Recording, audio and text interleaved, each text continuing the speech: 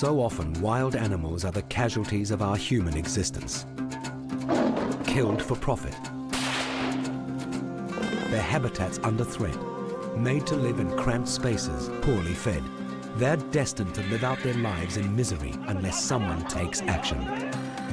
Wild Animal Rescue follows the people from the international animal welfare charity 4 Paws as they go on daring and sometimes dangerous rescue missions to give animals a better life.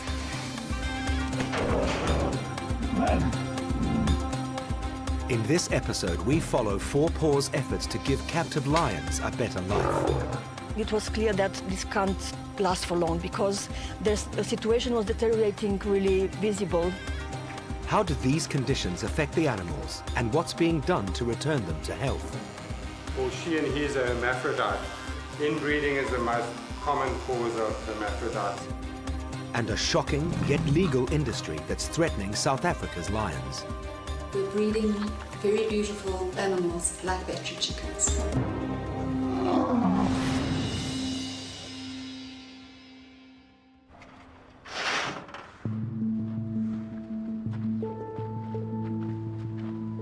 This rescue mission centers on 5 lions living in depressing conditions in the town of Baia Mare in Romania. For the last 2 years, they've been kept in these enclosures, a few hundred square meters of concrete floors and walls and steel bars, little bigger than a suburban apartment. And for the majority of that time, their only human contact has been with veterinarian Dr. Anton Leach. He knows their history ever since they first came to Baia Mare. Și au fost aduși în anul 2002 în Baia Mare. Vârsta aproximativă 2 ani, dar nici și aceasta este relativă pentru că pe certificat scria 2 ani. Eu cred că sunt un pic mai în vârstă. Those age estimates apply to the 3 older lions, Petrica, Lavinia and Lydia. They're siblings and originally performed as part of the Romanian state circus. But in 2002, the male, Petrica, attacked their trainer and they were no longer wanted. At that point, Dr. Leach brought them to the Baia Mare City Zoo. Inițial am fi vrut numai 2, dar fiind 3 și noi având spațiu, au fost aduse la Baia Mare. Baia Mare is a small city of approximately 130,000 people in the northwest of Romania. Its zoo was one of 36 in the country. But when Romania became part of the European Union in 2007, that all changed. At that point, a lot of legislation has to be put in place. And one of the pieces of legislation that was necessary for Romania to implement was the Zoo Directive. That directive specified certain minimum standards that all zoos had to meet if they were to continue to operate, with one of the most important standards being the welfare of the animals. Like so many zoos in Romania, Baia Mare did not come up to scratch. Deci grădina zoologică a fost construită în 1950 și cuștile au fost foarte mici. Neavând autorizație de mediu, neavând spațiu propriu pentru animale. Located in the old part of Baia Mare, the zoo had no more space it could access, and the local council had limited funds to work with. There were different attempts to buy more land or to find other solutions, but at the end, of course, with no budget and of not being the biggest priority of the city, that was the decision of the council to close the zoo. The EU legislation states that when a zoo has to close, the animals should be relocated to other institutions which meet the standards. If that isn't an option, then the animals should be euthanized. That was the situation Dr. Leach and his colleagues faced back in 2013. Am încercat toate animalele care au fost, mă rog, vreo 22 de specii, au fost date la instituții autorizate, conform legii, cu spații conforme, cu așa. Leii n-am reușit să-i relocăm pentru că nu i-a dorit nimeni. Așa s-a ajuns la înființarea acestui compromis. And it truly was a compromise. The council was sympathetic to the plight of the lions and allocated them vacant buildings and yards, with a plant nursery on one side and a rubbish dump on the other. Their new quarters consisted of 2 dark indoor cages and a small outside area where they could exercise. While the lions had been saved from being put down, they'd ended up in even worse conditions than were at the zoo. Deci la grădina zoologică totuși avea un spațiu cam cel puțin de 3-4 ori mai mare decât aici. The closure of the zoo also meant they no longer had access to regular veterinary care or good quality food. The council continued to provide a small budget for meat, but no other funding. So all the care, the daily feeding, the cleaning of the enclosure, that has all been done by Dr. Miklaus.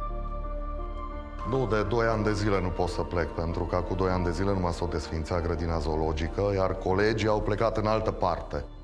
Dr. Miklaus began searching for a new home for his lions, and that's when he got in touch with FOUR PAWS. When the call for rescuing them came to us, we visited them, and it was clear that this can't last for long because their situation was deteriorating really visible from a week to another, and especially the winters were very hard there because it was very wet, it was very dark and very cold, and as they are not very young, the parents are 15 years old, this has a very big impact and is deteriorating very fast the condition of the animal. At FOUR PAWS headquarters in Austria, the staff were assigned the complex task of organizing the transport of 5 lions across international borders. Their destination, the Lions Rock Sanctuary in South Africa. Now the rescue mission is about to start. Dr. Miklaus has been given instructions as how to best prepare the lions for their journey. În mod normal consumă carne de cal, dar acum, având în vedere că mâine vor urma să fie tranquilizați, am optat pentru niște plămâni, niște organe, ca să fie o mâncare mai ușoară, mai slim. Having cared for them for so long, Dr. Miklaus has become attuned to subtle changes in their health, their moods, and their eating habits. Petrica nu e interesat. Este mai slab un pic. Acum are o perioadă întotdeauna, în perioada spre iarnă, parcă slăbea un pic. Nu-mi dau seama, probabil și vârsta, dar nici nu este interesat de mâncare, deci... The 5 lions are split into 2 groups. Patrika and his mate Lavinia live as a pair, and their offspring, Marine and Tahon, keep company with 15-year-old Lydia, the sibling of the parents. This division began back in Baia Mare Zoo, when Marine and Tahon were born in 2003. At that time, there was a risk Patrika, the father, would attack the small cubs.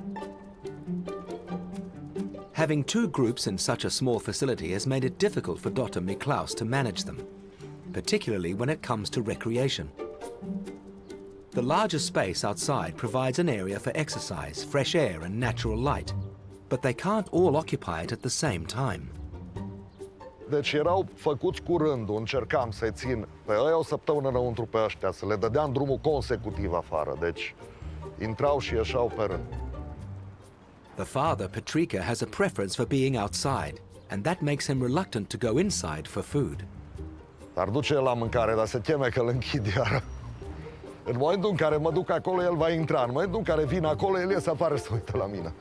De obicei, de aia, întotdeauna la felinele mari, lucrează 2 oameni. No, dar acum, cum n-am avut, e destul de greu să mergi acolo, să vii aici. These kinds of issues won't be a problem when they move to their new home in South Africa.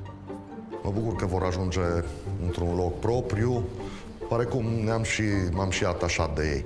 Dar, în mod cert, trebuie să ajungă acolo unde le este locul.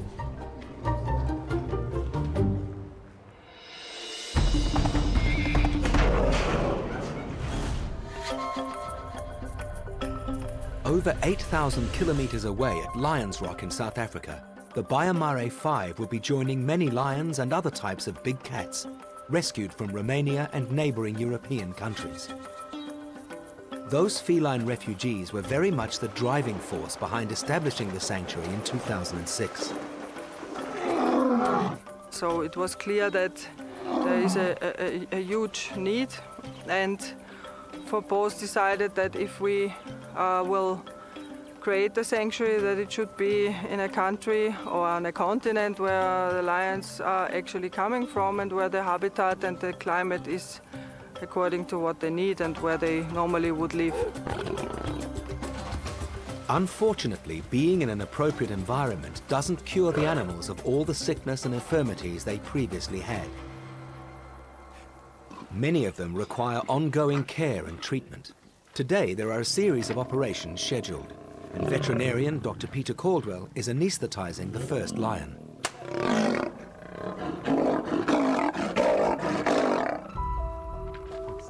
As coincidence would have it, the first patient of the day is a former Romanian lion called Akira. Rescued from a Romanian zoo in 2008, she has a large abscess on the underside of her jaw, which needs medical attention. It's obviously causing her pain and to be ill-tempered.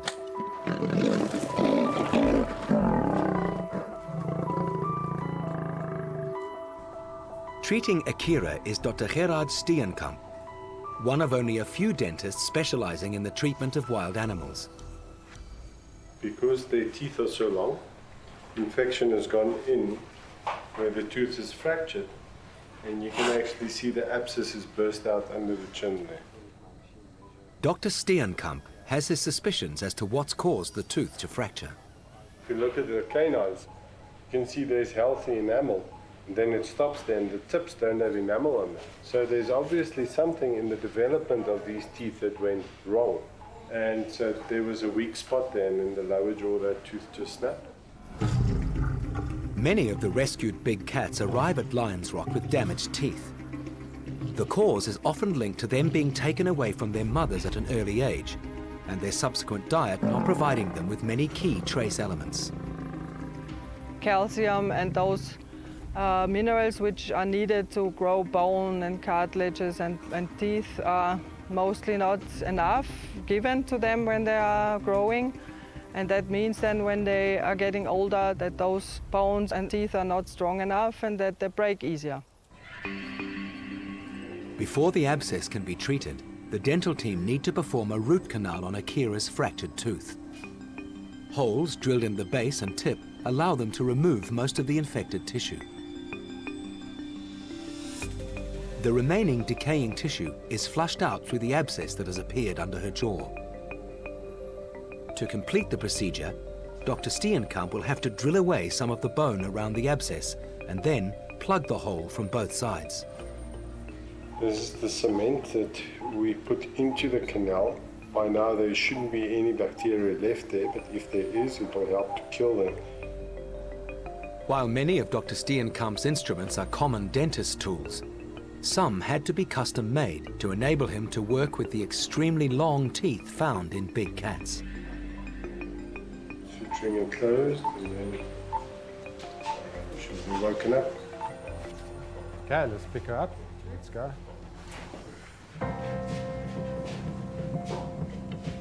Left untreated, an infection like this would probably have been fatal, especially in the wild, where lions suffering from serious tooth problems die slowly of starvation because they can't properly chew the game they catch.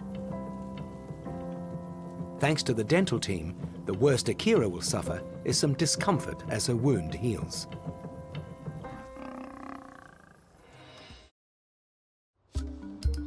The day has finally arrived. The 5 lions of Baia Mare are about to leave Romania and the cramped enclosures that have been their home since the town zoo closed in 2013.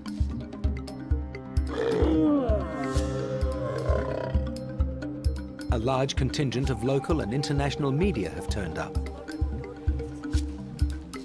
4 Paws has sent a team of specialists from Romania and Germany, experts in transporting large, dangerous predators. We will have a look at the facilities and then want to have a talk to the veterinarian who took care about the lions over the last 15 years. So and then we discuss in our team how to proceed. Even before the examinations are done, it's very obvious to the team that Dr. Miklaus has done all he can to look after the lions, despite a lack of resources and funding. They're well cared for. They've been treated with respect by the veterinarian who saved their lives. Saved their lives and made them a big part of his life. It will be hard for Dr. Miklaus to see them go. Ca sentimentele sunt împărțite, mă bucur. În primul rând mă bucur că am reușit să-i relocăm. Asta încercăm de cel puțin mai mult, de 2 ani și ceva. Each lion will be tranquilized. Then medical assessments will be performed to ensure he or she is in fit condition to go into a purpose-built travel crate and make the long trip to South Africa. There will be a detailed inspection of the teeth, of the eyes, of the bones. So there will be really a lot of parameters that are going to be checked. Marine is up first. He's one of the 2 offspring of Patrica and Lavinia. Also very skinny. So the darting outside, it's better, but the only thing which is not good, if he is going to sleep in the middle. Dr. Guritz is worried that after being darted, Marine could fall asleep in the middle of the cage. If this happens, then it becomes very difficult to tell whether he's properly tranquilized, and that makes it potentially dangerous for someone to enter the cage.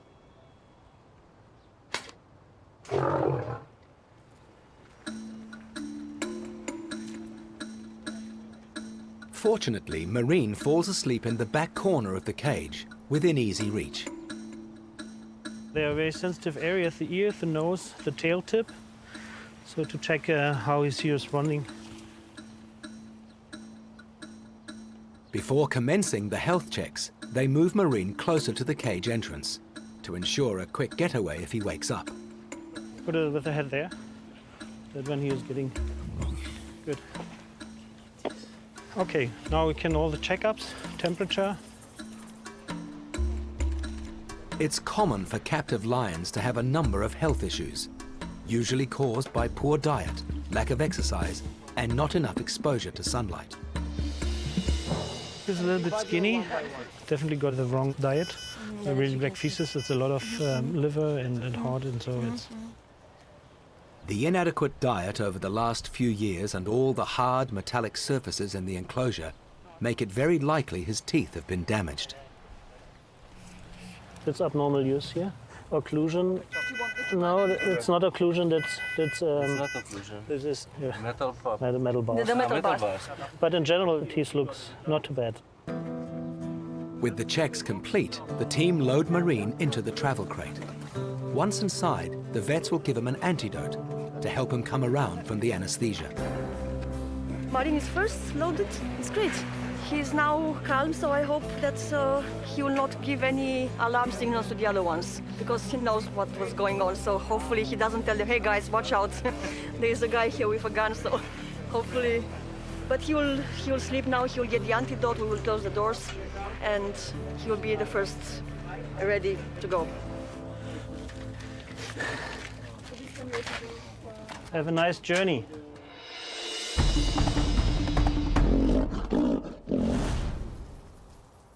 Back at Lions Rock, the operations are continuing, but this one isn't a dental operation.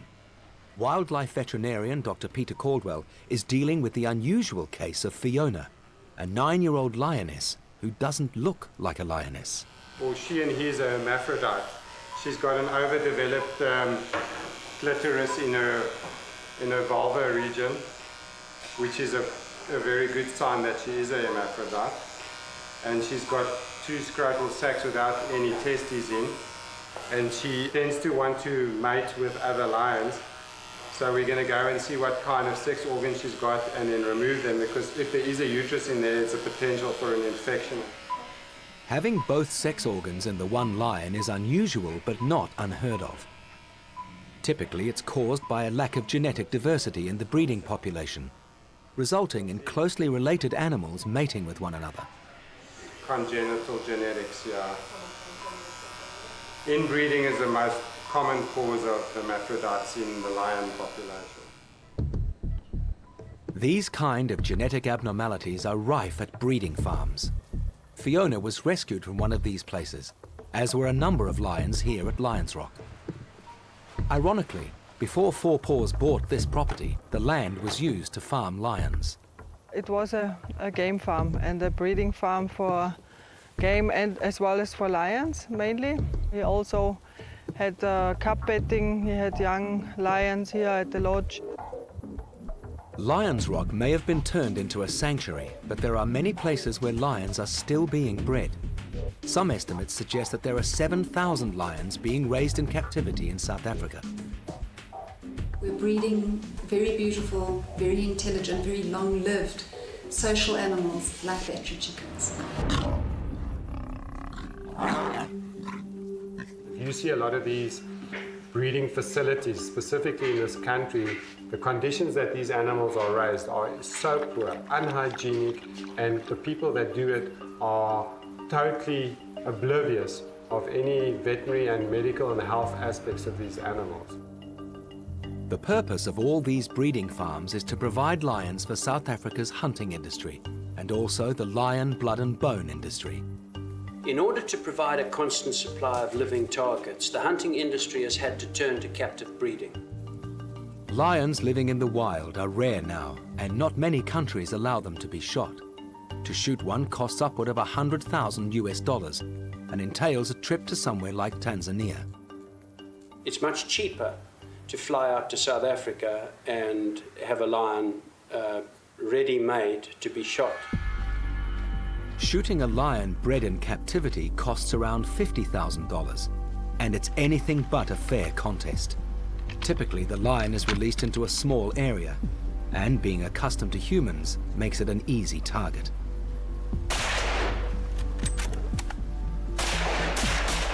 The target animal is unfairly restrained from escaping the hunter, either by physical constraints such as fencing, or by mental constraints such as being habituated and bottle-fed and raised by humans. Shooting captive lions is called canned hunting. It's legal in South Africa. It generates a lot of money, and it relies on the existence of the lion farms. I feel that that is unethical. It is something that is cruel. I think the lions do know and realize it, and they have feelings as well. And I'm totally against it from a personal point of view, and I feel there's no need for it, and I feel that the revenue generated for something like that is not nearly enough to justify what actually happens with these animals. I've seen enough to be totally against it. Fiona's sexual abnormalities are no doubt a result of lion breeding for the canned hunting industry. So operating on her is one way for Dr. Caldwell to express his opposition to those practices. Genetic issues aside, Fiona also has a large tumour on one of her nipples that needs urgent attention. This could be a long and potentially dangerous operation. Most likely a melanoma. That's a highly malignant tumour, but it could just be granulation tissue as well from lying on the stomach and it rubbing, and chronic irritation can cause melanomas and basal cell carcinomas and all sorts of types of cancer, or neoplastic type of cancer. At Lions Rock, Dr. Peter Caldwell is performing surgery on Fiona. She has a serious cancerous tumour which has to be removed. But first, he wants to investigate her sexual organs. She's an hermaphrodite, meaning she has the sex organs of both female and male lions. There is a male organ in there. Dr. Caldwell intends to spay Fiona, which entails removing her uterus and other sexual organs. I'm tying off the uterus and the ovary. Everything's not where it should be. It turns out the spaying is the easy part of the surgery. As he explores further inside Fiona's abdomen, he discovers a network of blood vessels where there shouldn't be any. So this is a situation in here. Tracking exactly where the blood vessels go requires a much larger incision than normally happens for a spay. Initially I didn't make it wide enough, that's why I didn't see that blood vessel supplying this growth here. And it was branching off the blood vessel that goes to the uterus, which is most unusual. It's actually the first time I've seen that. The blood vessel is connected to the nipple that has become a tumour. Normally a spay would take around half an hour, but Fiona has now been in surgery for almost 2 hours. She's not relaxed enough, eh? Throughout the operation, Nurse Angelique manages the anesthesia. It's a constant balancing act, making sure Fiona is relaxed, but not so deeply sedated that her vital functions slow down too much. She's breathing a bit faster, yeah. I'm not unhappy with it. We're still all right, I think. Dr. Caldwell has managed to isolate and tie off the problem blood vessels. Simply removing the tumour, but not the blood vessels, would have increased the chance of new cancers growing. We explored the whole abdomen and found 2 branching blood vessels on either side to this growth here that I'm going to remove now. So the surgery is not done yet. Dr. Caldwell uses a cauterizing tool to cut around the tumour. I tend to like to use this especially if there's cancer involved, because you don't want any excessive bleeding and spread of the cancer. The recovery time is going to be a lot longer. She's going to sleep a while. It's been a big operation. Fiona remains an unusual lion, but everything has been done to give her the chance of living a longer and healthier life. If this was anyone else or any other facility, they would have opted for euthanasia. Most people don't want to spend money on things that don't look like lions. This amount of care and work is typical of what happens at Lions Rock, attempting to right some of the wrongs these animals have endured.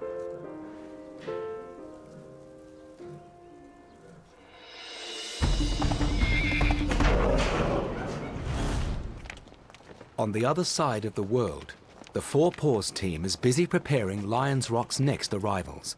5 lions from the failed zoo in the Romanian city of Baia Mare. 12-year-old Tahon is the next to be sedated and examined.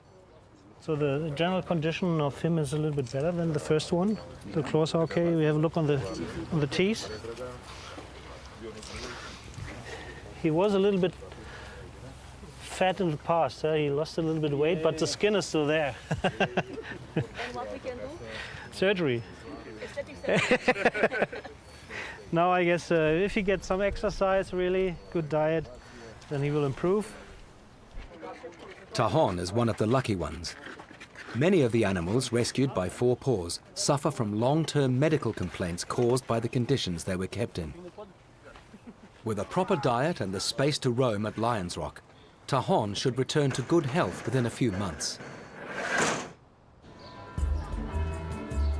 To coincide with the rescue and promote awareness around the plight of lions in captivity, FOUR PAWS is putting on a street theatre performance in the centre of Baia Mare.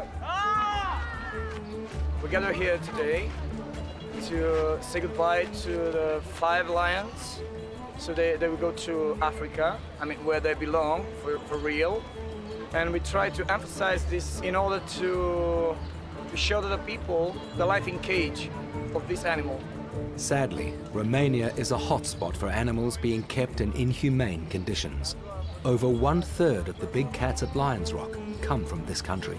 They don't know how the grass smells. They don't know how to walk on the ground because they were staying on the concrete cages, and they don't know how the African sky looks like. They don't know how to hunt. They don't know how to be a real lion. FOUR PAWS stages events like this to change the way people think about animals in captivity.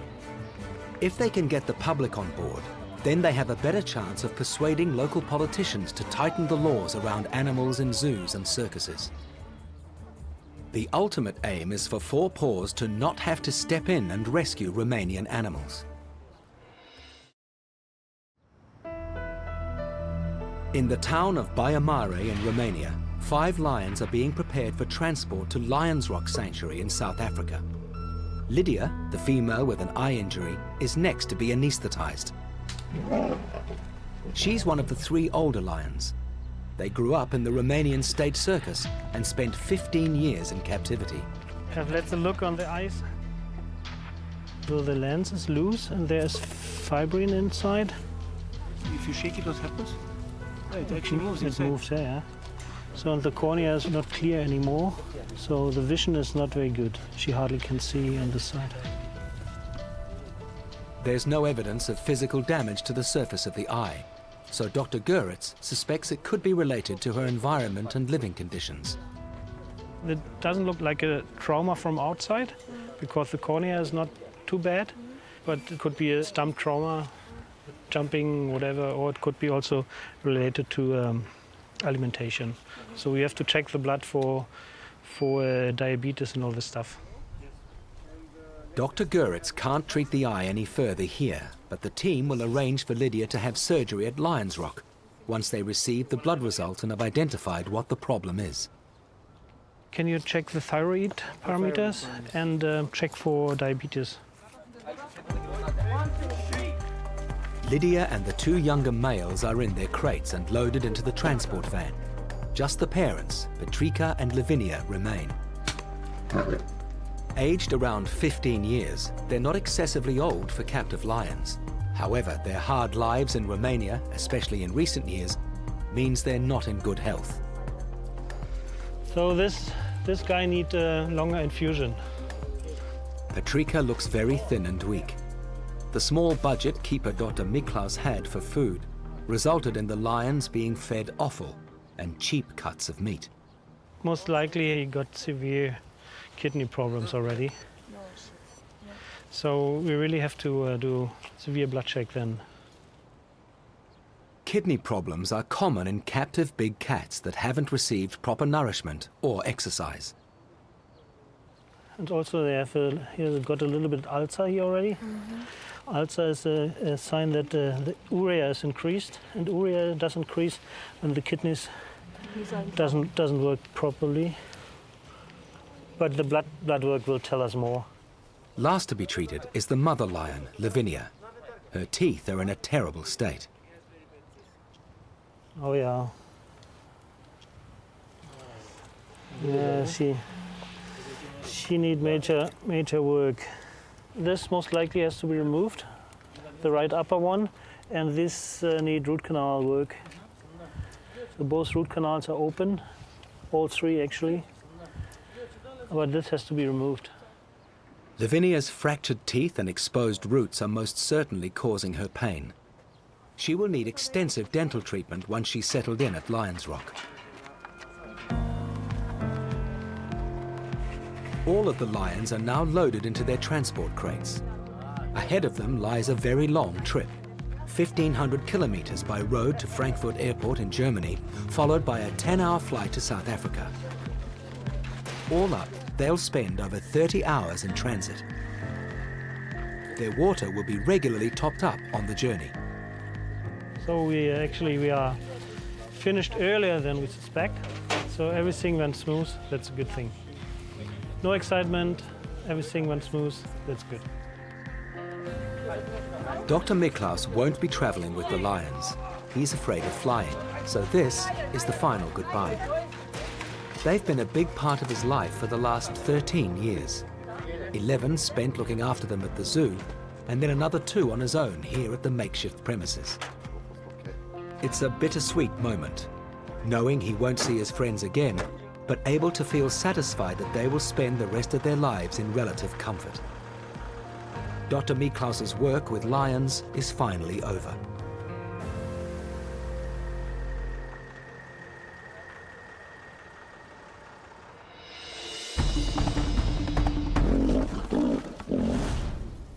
The Baia Mare lions aren't the only Romanian big cats to make the long trip to the Four Paws Sanctuary in South Africa. Veterinarian Dr. Peter Caldwell has a number of tigers on his patient list that also come from Romania. This adult female is called Lena. Check that lower canine, that side, and this side as well. The bottom 2 canines for sure, hey? Now this is going to be long. It's going to be 3 hours. When we got to her, I evaluated her. We definitely know that she needed potentially 2 root canals. She looked quite good, and I put a dart in a cocktail of drugs that I normally use. Very conservative on the dosages and so on, because she's a smaller tiger.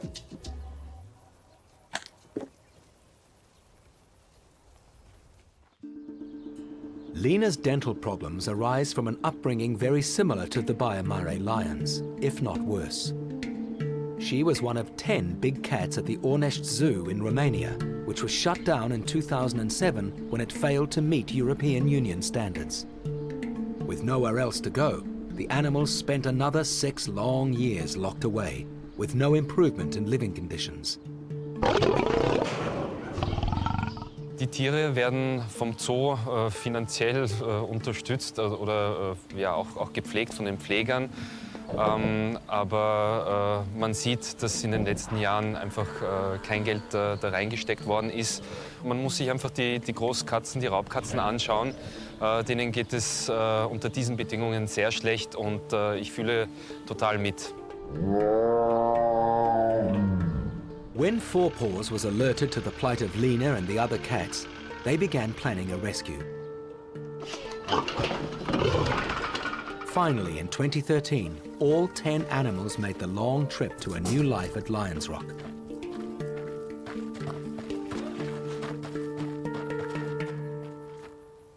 Now that Lena has settled into her new home, it's time to fix some of the more serious health problems resulting from her previous life.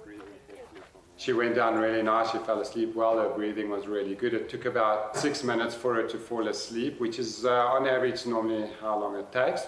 Although I did get an impression that she fell asleep a little bit quicker than what it was normal. Tigers are the most dangerous of the big cats to work with, so Peter takes extra care when entering the enclosure. But as he gets close to Lena, he quickly notices that she's not responding well to the anesthetic.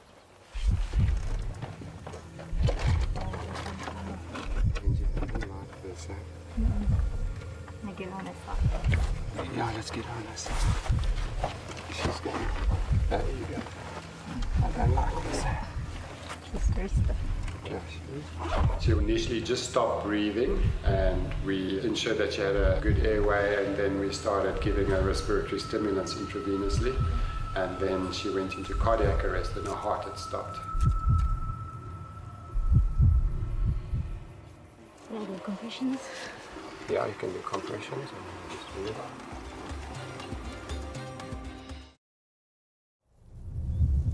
Lena the tiger has reacted badly to anesthesia and has gone into cardiac arrest. And you haven't like this, eh? Dr. Caldwell and Nurse Angelique are desperately trying to keep her alive. Can I do compressions? Yeah, you can do compressions.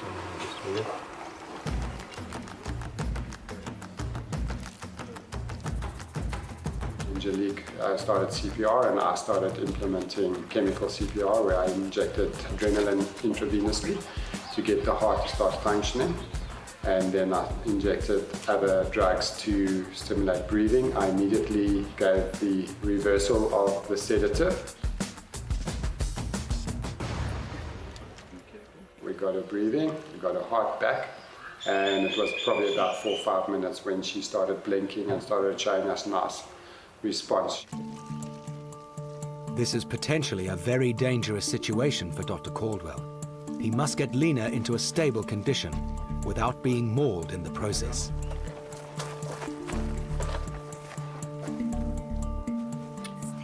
When last was this tiger immobilized? Before she came, we didn't do her centuries here. We need to do some blood work on her and see what's going on there.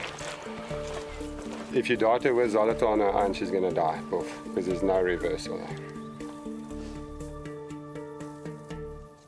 It's not unusual for tigers to experience cardiovascular complications while anesthetized. But this does mean Lena's dental procedures will have to wait. Yeah, so we're going to give her at least 6 months to recover from this before we try anything like that. She'll probably be a bit stiff and sore for the next 2-3 days. But I do suspect that she will be fine, but we need to find out what the cause is. Unfortunately, we weren't able to take any blood or do any clinical evaluation, so we have to reevaluate the drugs that we're going to use to immobilize her next time. So we probably have to use a different drug combination.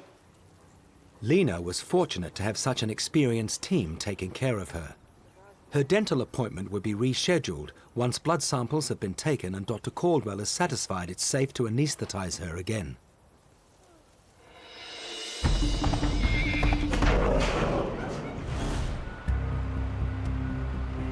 After nearly 2 days traveling, the Bayamare lions have finally touched down in Johannesburg, South Africa.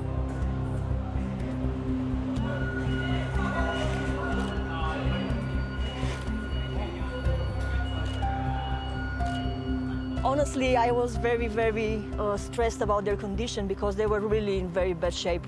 And you know, all the transports and all these kind of activities are very stressful for them. And you never know if they make it. The final leg of their journey is a 3-hour drive to Lions Rock.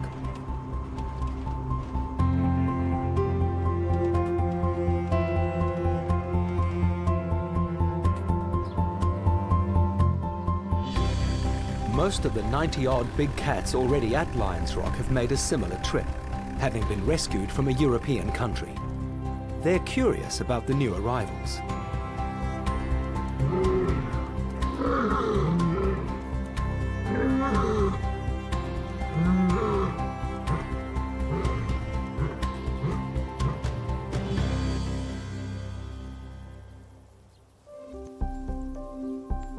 A strange landscape, unfamiliar people. It's a totally alien environment. So it's no surprise Lydia is slow to leave the security of her travel crate. Today, the lions are being released into an adaptation enclosure. At 5,000 square meters, it dwarfs their former home. Once they're acclimatized, they will move into permanent enclosures with even more space to roam in. I would say mission accomplished. It was very touching to see how every single animal reacted when the crate was open and they were confronted with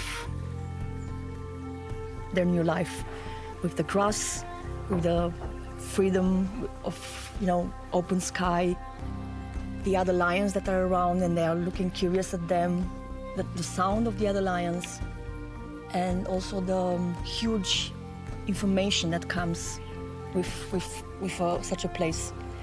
I think we are not understanding 100% how much it's changing in an animal when from concrete, from a box, suddenly grass, first time after 15 years of your life.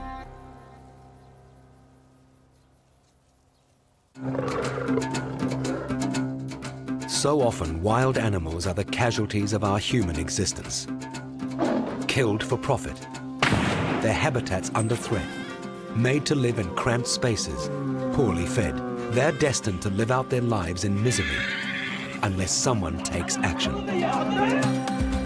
Wild Animal Rescue follows the people from the international animal welfare charity 4 Paws as they go on daring and sometimes dangerous rescue missions to give animals a better life. In this episode, we follow a 4-year mission to save 15 brown bears in Kosovo.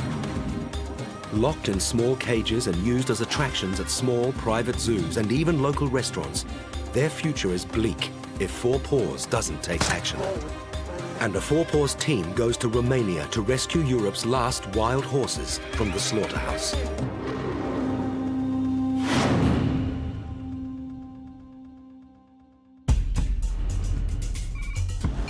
Four Paws have received information about bears being held in appalling conditions in Kosovo.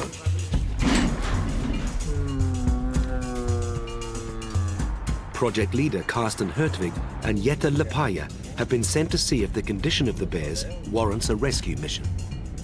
Also in aller Regel kommen sie aus der freien Wildbahn, werden als Bärenweise oder zumindest eben als Baby aus der Wildnis herausgeholt. Die Schicksale sind unterschiedlich. Teilweise eben ist die Mutter erschossen worden oder beim Verkehrsunfall ums Leben gekommen. Teilweise werden sie einfach auch der Mutter weggenommen. Kosovo is still reeling from the effects of the Kosovo War at the end of last century.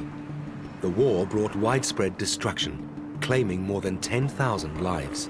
But the toll of war and its aftermath isn't just measured in human lives. Animals are usually the first to suffer. Brown bear populations in Europe have been decimated by war, hunting, and habitat loss. It's estimated there are 3,000 bears left in the Balkans. However, the illegal trade of animal parts means their future is uncertain. The bear Carsten is going to see has been used to attract people to dine at this restaurant. It's a common practice in this region. Ja, Cassandra, Bärenweibchen, wir tippen so etwa 8 Jahre alt. Dürfte, seit sie Bärenweiß und Bärenbaby ist, hier sein. Also sie hat eigentlich so den absolut schlechtesten Zustand. Cassandra is a Eurasian brown bear.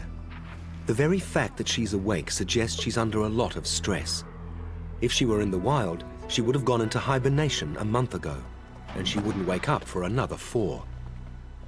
But the horrific conditions she's being kept in have totally upset her normal patterns of behavior. Ja, das ist natürlich völlig inakzeptabel für eine Braunbärenhaltung. Das sind 2 mal 3 Meter Käfig, mitten der Witterung ausgesetzt. Das heißt im Sommer viel Sonne, kaum Regen, im Winter jetzt eben die Kälte, der Wind. Sadly, Cassandra is not the only brown bear in Kosovo suffering a miserable existence. Around 40 kilometers away lies the small town of Prizren. Carsten's been tipped off that there are 2 bears being kept here in very poor conditions. Again, there's a restaurant involved, but this time there's a small zoo attached. The bears are in a large cage, but it's nowhere near big enough for animals of their size. Also die Bären leben hier katastrophal, nur Betonuntergrund, kein Wasser, kaum Schatten und unglaublich gestresst. Und vor allem deswegen, weil unter ihnen sind kleine Zwinger mit Wölfen und Hunden und die machen einen unglaublichen Lärm. Also jedes Mal, wenn ich hier war, haben die Hunde einen unglaublichen Lärm gemacht und die Bären waren unglaublich gestresst.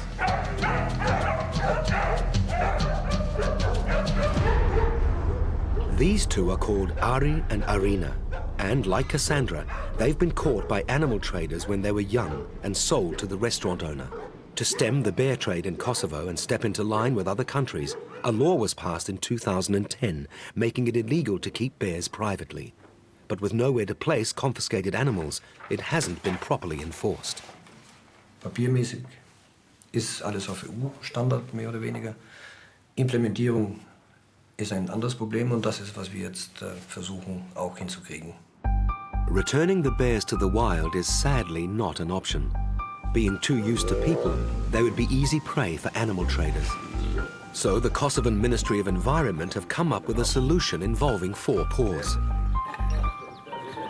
Wir haben von der Stadt Pristina jetzt eine Fläche zur Verfügung gestellt bekommen von 15 Hektar. Wir werden im Zuge der nächsten Jahre große Sektoren bauen, mindestens 3.000, besser 5.000 Quadratmeter pro Bär. Good news and also bad, because Cassandra, Ari and Arina will have to stay where they are until at least some of the sanctuary is built. The big worry is how long Cassandra can survive in her present state.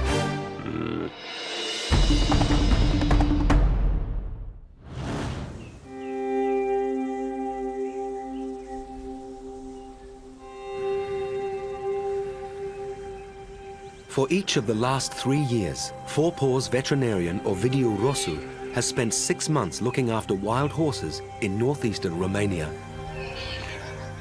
Someone fitted a rope halter to this horse when it was a foal in an effort to tame it. Now it needs to be removed, because as a horse grows larger, the halter can bite into the flesh and cause serious injury.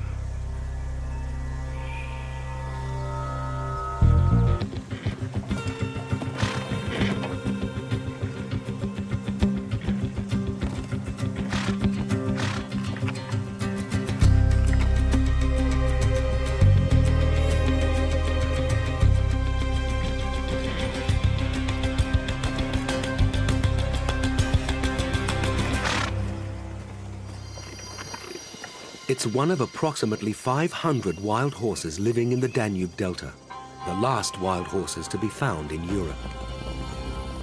These animals can be traced back to the 13th century, when the Tartars of Mongolia invaded this region, bringing their horses with them.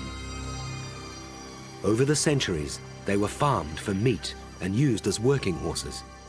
Some also became wild, establishing a population here in the Letia forest, which lies in the northeastern part of Romania's Danube Delta.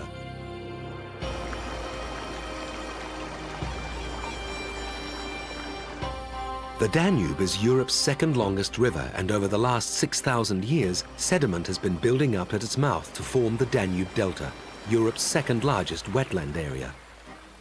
Declared a UNESCO World Heritage Site and Romania's oldest natural reserve, it's rich in bird and marine life and hosts some rare species of plants.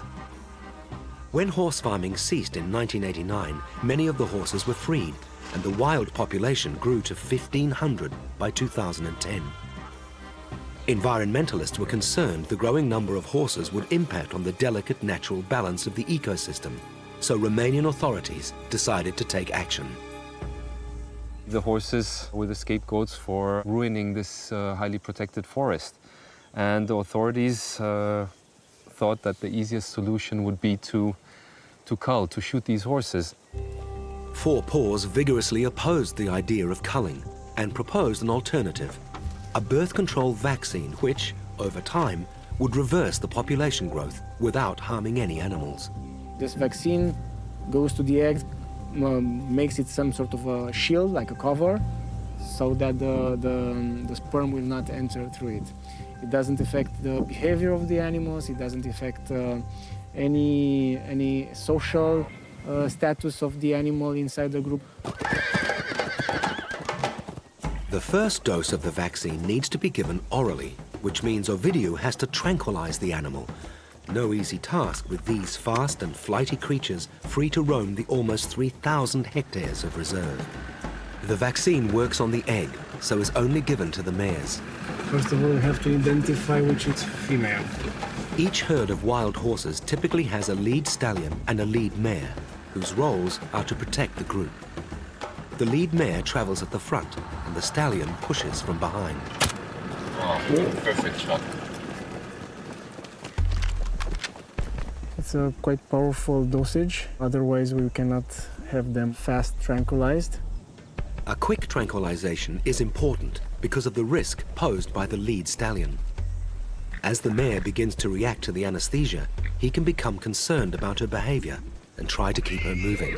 If they take too long to sleep, the mares might be kicked by the males. Sometimes it's near impossible to get the horses to lie down.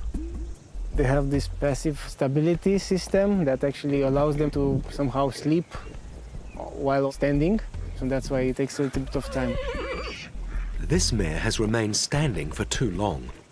Ovidiu has no choice but to administer a second dose of anesthesia. How many minutes has it been? Quite 7? a lot. Okay. No, more. More? Okay. Yeah. Well, she's a strong one, huh?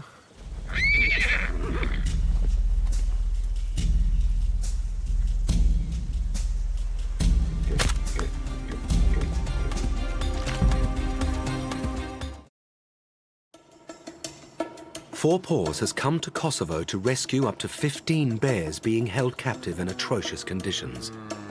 Carsten has rescued the first 3, Cassandra, Ari and Irina. But the rescue was delayed until stage 1 of the new bear sanctuary in Kosovo is finished. It's now ready, so the first rescue can happen.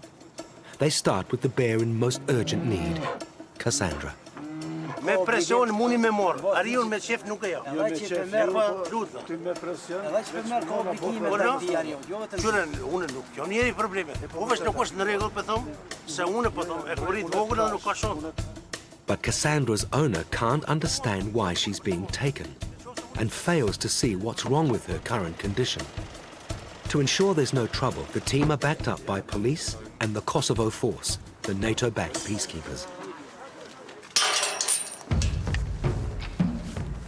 In order to safely transport Cassandra to the sanctuary, the team must first tranquilize her.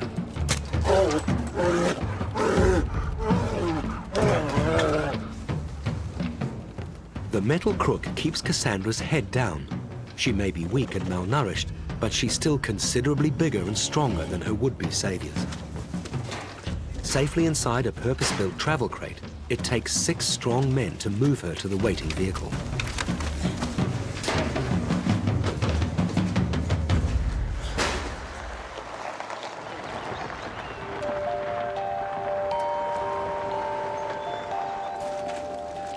Cassandra has the honor of being the first resident of the new Pristina Bear Sanctuary. She'll stay in this interior treatment cage while work continues on her outside enclosure. This will enable her to regain her health and adjust to her new surroundings. Now the Four Paws team move on to the zoo in Szczyponia to rescue Ari and Irina. Again, the Four Paws team come with police and military support, but this time the media have been alerted by the bears' owners. It appears they're not happy about losing the prime attraction at their restaurant/zoo. Sie sind überhaupt nicht einsichtig. Also sie haben auch vor laufender Kamera immer wieder betont, dass die Haltung super und toll ist und so weiter. Also sie sind überhaupt nicht einsichtig. Wir können nur einfach sehen auf den Bären, obwohl sind bei überall, auch in Europa müssen die Eisen da sein. Nur einfach können wir gucken die Bären und sehen wir ganz genau, dass sie leben sehr wohl. The bears' owners have called in friends and associates in an effort to intimidate the Four Paws team. Worried the situation could get out of hand, the team decide they need to act now. They tranquilize both of the bears at the same time. Once they're sedated, they have to get them into transport crates before the drug wears off.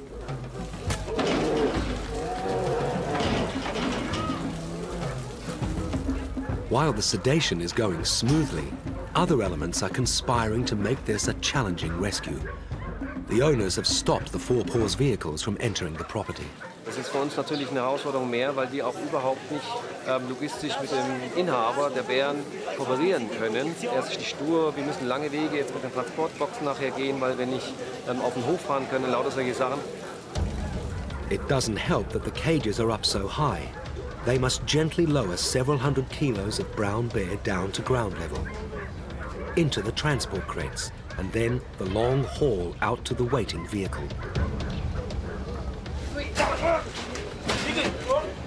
It all goes according to plan. The Four Paws team are elated at having completed 2 successful bear rescues. Es ist ein großer Schritt für den Tierschutz im Kosovo, der heute gerade passiert ist. Und der Weg ist beschritten und wir gehen diesen Weg entlang. Wir werden alle Bären hier im Kosovo, die jetzt privat gehalten werden, rauskriegen aus den Käfigen. Wir werden in eine neue Zukunft gehen können.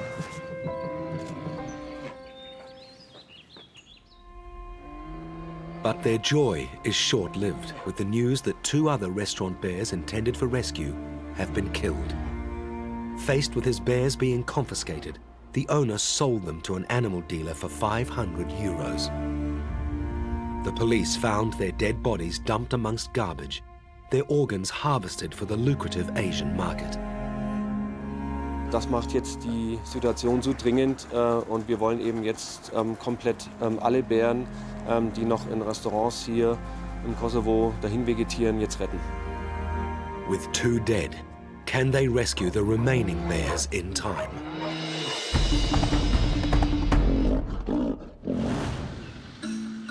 On the Danube Delta in Romania, veterinarian Ovidiu Rosu and project leader Robert Hengel are carrying out a population control program on the last herd of wild horses to be found in Europe. A contraceptive vaccine must be given to each mare, but for that to happen, they have to be sedated. Ovidiu has already shot 1 tranquilizer at this mare. She's unsteady on her feet, but refuses to go down. There's a risk the stallion may start kicking her to get her moving, so Ovidiu fires a 2nd tranquilizer.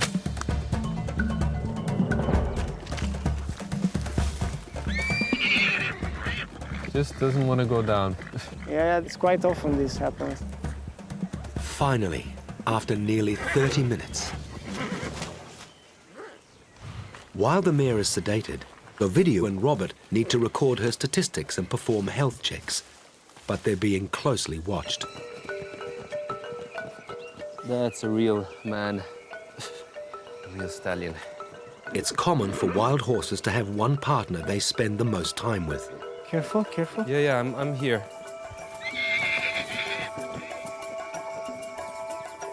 Estimates based on aerial surveys put the number of remaining horses at approximately 500. In the past 3 years, Ovidiu has treated about half of them. Our aim is not to actually kill the population down, is to manage it responsibly.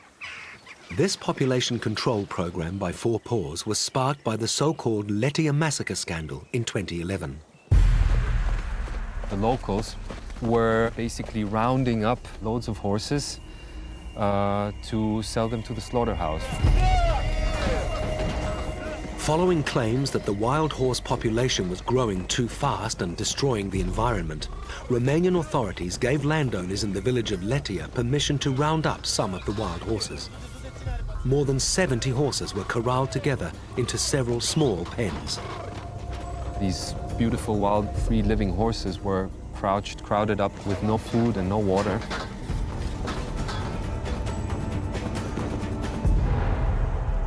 Belonging to different herds, the horses fought each other, leading to severe injuries.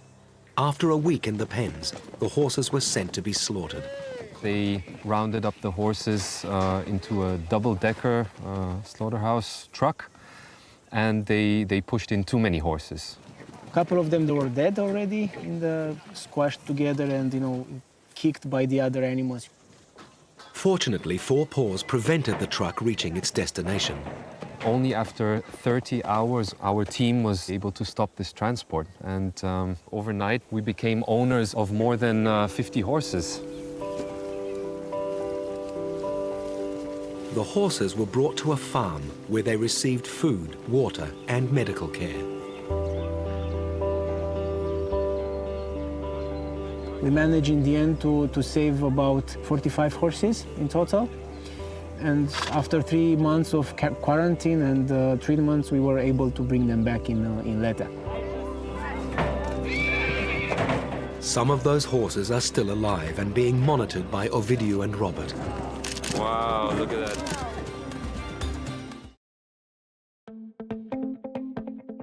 The news that 2 of the Kosovo bears have been sold and slaughtered for their body parts has put pressure on the FOUR PAWS team to rescue the remaining 8 bears. They decide to rescue all 8 within 24 hours. At the restaurant in western Kosovo, the team find 2 bears, Arusha and Balusha. The smaller Balusha is in a terrible state. Das sind 2 Männchen, die gehören immer zusammengesperrt. Dem einen fehlt ein Auge, das ist ausgekratzt. Das zweite Auge ist auch blind, vermutlich auch eine Verletzung, eine Infektion. Die Zähne sind von dem einen Bären sehr kaputt und er hat sehr viele Narben, vermutlich von Kämpfen. Bears are mostly solitary creatures in the wild, so it's little wonder they clash when they're forced to share a cramped space. The rescue goes smoothly. As soon as they're sedated, the veterinary team start giving Balusha the medical care she so desperately needs. The next restaurant bear is 20 kilometers away, a 15-month-old female bought from hunters. Da haben wir 3 Leute hier angefahren, also die wissen ja, dass ich viele Tiere hier habe und fragten mich, ob ich einen Bär haben will. Die haben ihn anscheinend irgendwo gefangen, hier in unseren Wäldern, mit ihren Jagdhunden. Und habe ja gesagt, ja, warum nicht? Then he discovered laws were being introduced to make it illegal for bears to be kept in private zoos. Ich hatte vor, es nicht auf so kleine Käfig zu lassen, also schon einen größeren Park zu machen hier. Aber da ich mitbekommen habe, dass es nicht mehr geht, dann habe ich halt diese Investition weggelassen. Being seen as a bad investment has meant she hasn't been properly cared for. Er ist unterentwickelt, er ist sehr ausgetrocknet. Wir haben ihm jetzt einen Tropf gegeben. Die Zähne sind sehr schlecht. Muss man schauen. Aber die Narkose lief erstmal soweit ganz gut. Er liegt stabil, dass wir ihn jetzt verladen können. That's 2 rescues completed safely. The last one promises to be the most difficult of all. 5 fully grown bears, all held in one enclosure. Also wir können die nicht separieren. Ja, es gibt keine richtige Absperrmöglichkeit jeweils. Das ist einfach nicht möglich hier. Und von dem her bleibt uns aus Sicherheitsgründen überhaupt nichts anderes übrig, als 5 Bären gleichzeitig zu narkotisieren. Das ist natürlich auch wirklich für das Ärzteteam eine Herausforderung. If the bears become agitated, it'll be difficult to dart them. So the vets keep noise and activity to a minimum. There are 5 vets, 1 for each bear, to ensure the operation runs safely and quickly. Initial medical checks would normally be carried out inside the enclosure, but not today. It's too dangerous, because with so many bears, there's a chance one of them might wake up. Checks outside the cage reveal they're carrying numerous injuries, probably caused by fighting. Ja, das ist eben eine Bisswunde, die wir jetzt auch noch extern behandeln, um die antibakteriell zu reinigen. Weighing more than 200 kilos, the bears are difficult to move into the crates. Eventually, the team load the last captive bear in Kosovo into the van. The most difficult phase of the rescue mission is over. Now it's just a matter of giving them time to settle in at the sanctuary. After years of living in confined conditions, it can be a big shock to be suddenly surrounded by large areas of open space. For that reason, they're first released into smaller enclosures. It's a special moment for the rescue team. Hierher zu bringen, ihnen jetzt dieses Gehege sozusagen zu übergeben und ihnen die Zukunft hier zu ermöglichen, das ist einfach ein wunderschönes Gefühl.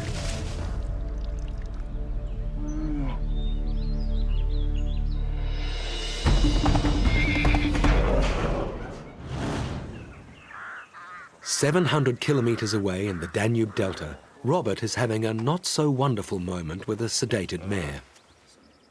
She's been given the contraceptive vaccine, but the medical check requires they obtain a fecal sample. Usually there's some reaction that some feces comes out, but in this case none came out, so I'll have to put my hand in the anus, and but obviously I will put some paraffin so it goes in easily, and then I can get out some feces. So it's very exciting.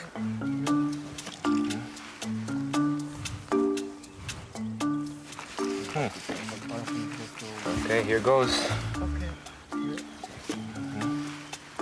Oh boy. I'm sure we can do it, Robert. And I just go in with my whole hand if there's nothing. Yeah, just maybe we can take this. Okay. Robert isn't a trained vet. He's a desk jockey and administrator with FOUR PAWS, so he's really entering uncharted territory here.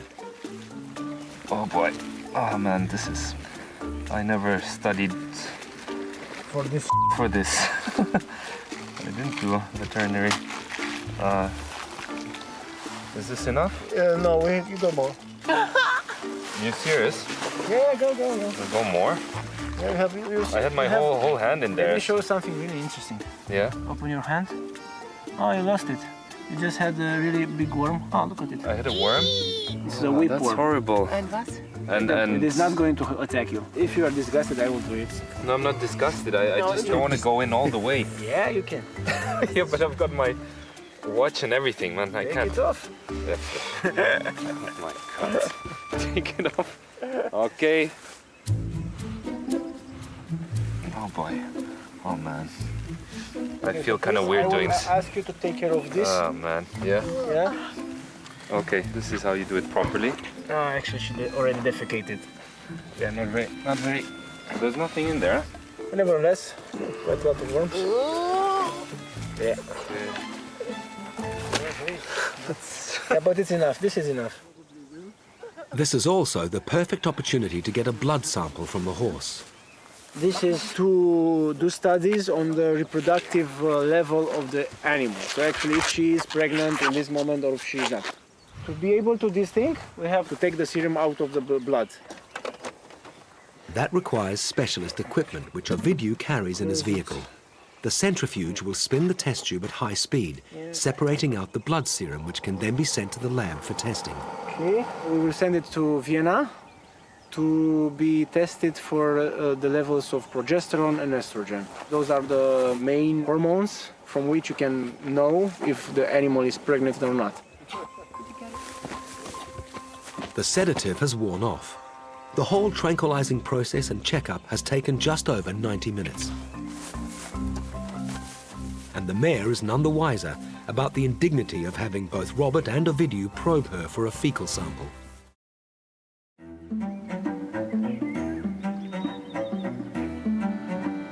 The Pristina Bear Sanctuary in Kosovo has now been operating for 2 years, providing a home for brown bears rescued from cruel, inhumane conditions. Open to the public, visitors can experience the bears in an environment close to their natural habitat. And they're starting to behave like bears living in the wild. Even though we prepared the dance for them, they had their own, they did their own dance and they hibernated. And they hibernated for 3 months. The 13 restaurant bears that were first rescued are clearly much happier in the sanctuary. But many still suffer long-lasting effects from their previous lives and need to receive ongoing medical and dental treatment. I'm a human dentist, but in my free time I do some bigger patients. Dr. Luce and his wife Sabine are volunteers who make several trips a year to treat bears at a number of sanctuaries across Europe. Leading the medical team is wildlife veterinarian Johanna Painer. We don't work together that often, but like 3 times a year about for a long weekend. Yeah, we have bear holiday together. Treatments range from basic fillings to root canals and extractions. And how does a 300-kilogram brown bear feel about a dental appointment? I think it's sometimes a bit frustrating for a wildlife veterinarian when you try to do your best to keep your patients healthy, but every time you dart them, of course, they hate you. The first patient today is 16-year-old Ero. He was the largest of the 5 bears rescued from the final restaurant. He weighs about 300 kilograms. He's by far the biggest of all. Johanna prepares for the anesthesia based upon estimated measurements. For wildlife anesthesia, it's always a bit challenging to prepare it out because many things can go wrong, of course. We don't have a pre-anesthetic health check on the bear, so we cannot go there and see and check the blood values before we dart them. And then, of course, you can hit it at the wrong place. You aim for the big muscles in the shoulder, but what if he moves in like the second where you dart? Then you dart it into the lung, and that could be deathly.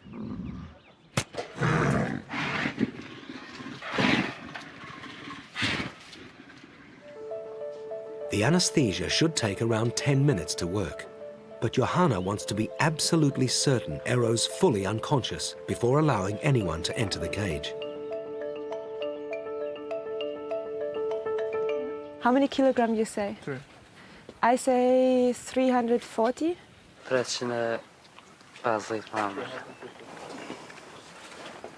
Okay, with the 325.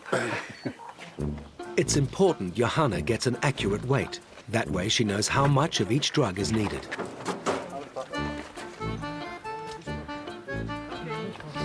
How much? Means 325. Sauber.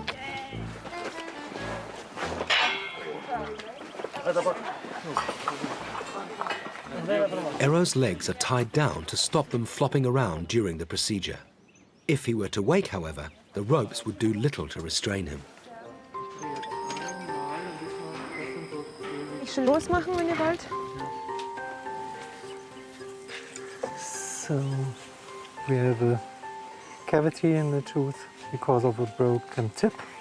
And here the same, the canine tooth severely broken and with a cavity here. Broken teeth are common amongst captive bears. They bite on the bars of their enclosures, and under the load of their extremely powerful jaws, something has to give.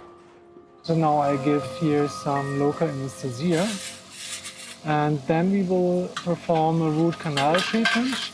The tooth has to be treated because the pulpa is chronically infected. So this causes maybe pain and osteolysis. That means that the bone starts to be destroyed. Really big tooth, huh? Huge. While the root canal procedure is similar to that performed on a human, working on bears can create some tricky problems. Haben wir da noch längeres? Kann sein, dass wir länger brauchen. Das ist das Einzige, was wir haben. Ja, das ist natürlich.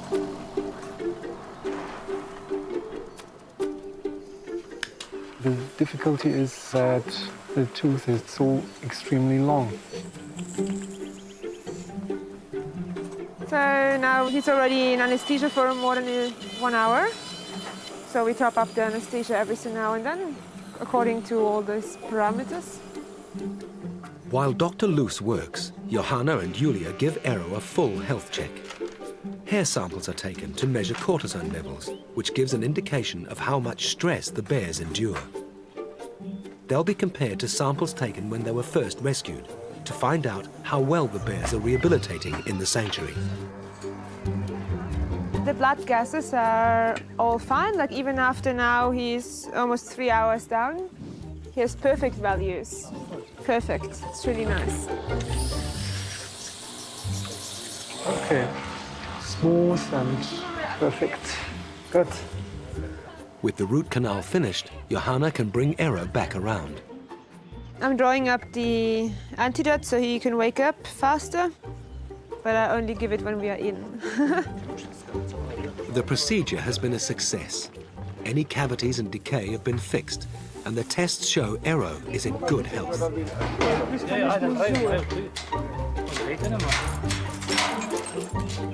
Super, very good. Thank you, everyone. Thank you to you. Special thanks. Around half an hour later, a slightly groggy Eero returns to his outside enclosure.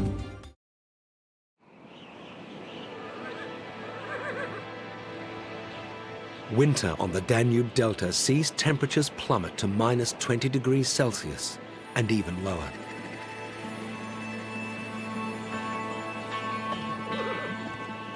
The wild horses eat tree bark, roots, and whatever they can find.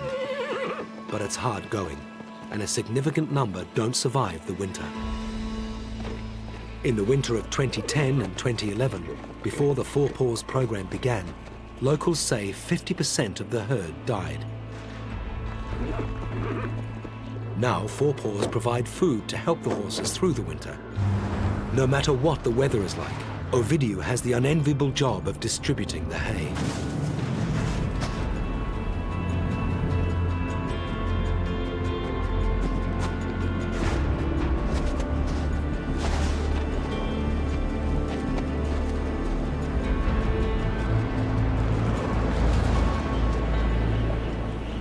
He's also tasked with rebuilding a good relationship with the locals. The FOUR PAWS intervention in 2011, which prevented the slaughter of 55 wild horses, came at a cost. Everybody was blaming the locals for being very, very brutal with those animals, and when we returned back with them, we didn't have them on our side. They were very, very, how to put, not violent in itself, but very against us. You know, they were really didn't like. Aggressive towards us. Yeah, they were aggressive towards us. It's taken some time for Ovidiu and his team to earn back the trust of the locals. One of the ways they've done it is by offering veterinary services, treating their livestock and pets. He was run over by a car and his spine was injured, and that's why he cannot run anymore, but they didn't want to leave him because he's a very good dog. And now we are trying now to put him on a wheelchair.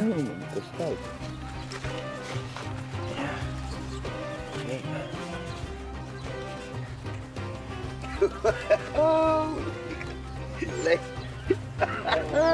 hi, Rick.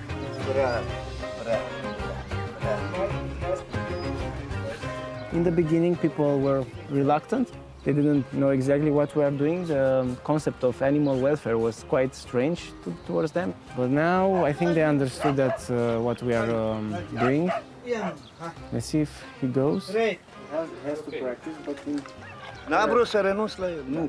Că toată lumea spune, domnule, omorâți-l. Cum să-l omor dacă el mi-a slujit casa? 7 ani mi-a slujit. Very nice story because. Cum să renunț la el? Another reason the locals have warmed to the presence of FOUR PAWS is the financial spin-off of having a protected herd of wild horses in a spectacular setting.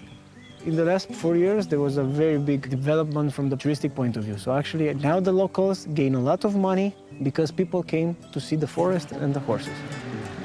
With more and more locals starting to see the benefits arising from the work Ovidiu and his team are doing on the Danube Delta, certainty is given to the future of these wonderful animals, Europe's last wild horses.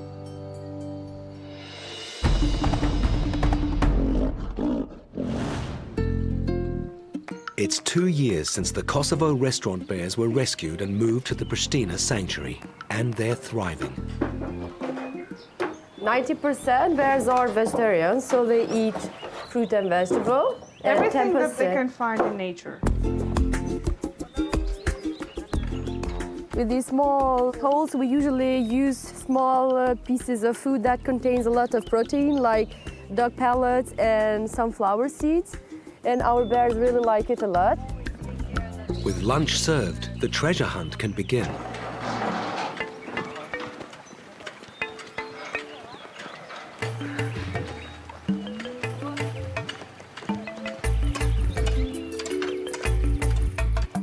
Doing it this way keeps the bears stimulated and encourages them to use their natural instinct for foraging.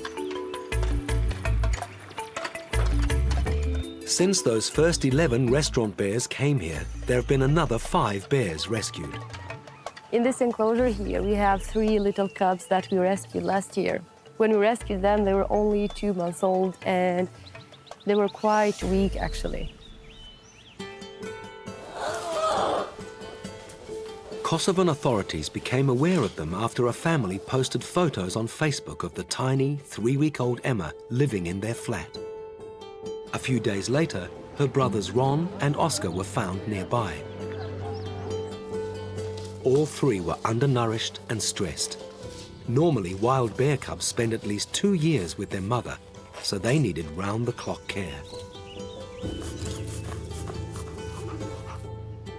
5 months later, with the cubs in good health, the Pristina team tried something they'd never done before.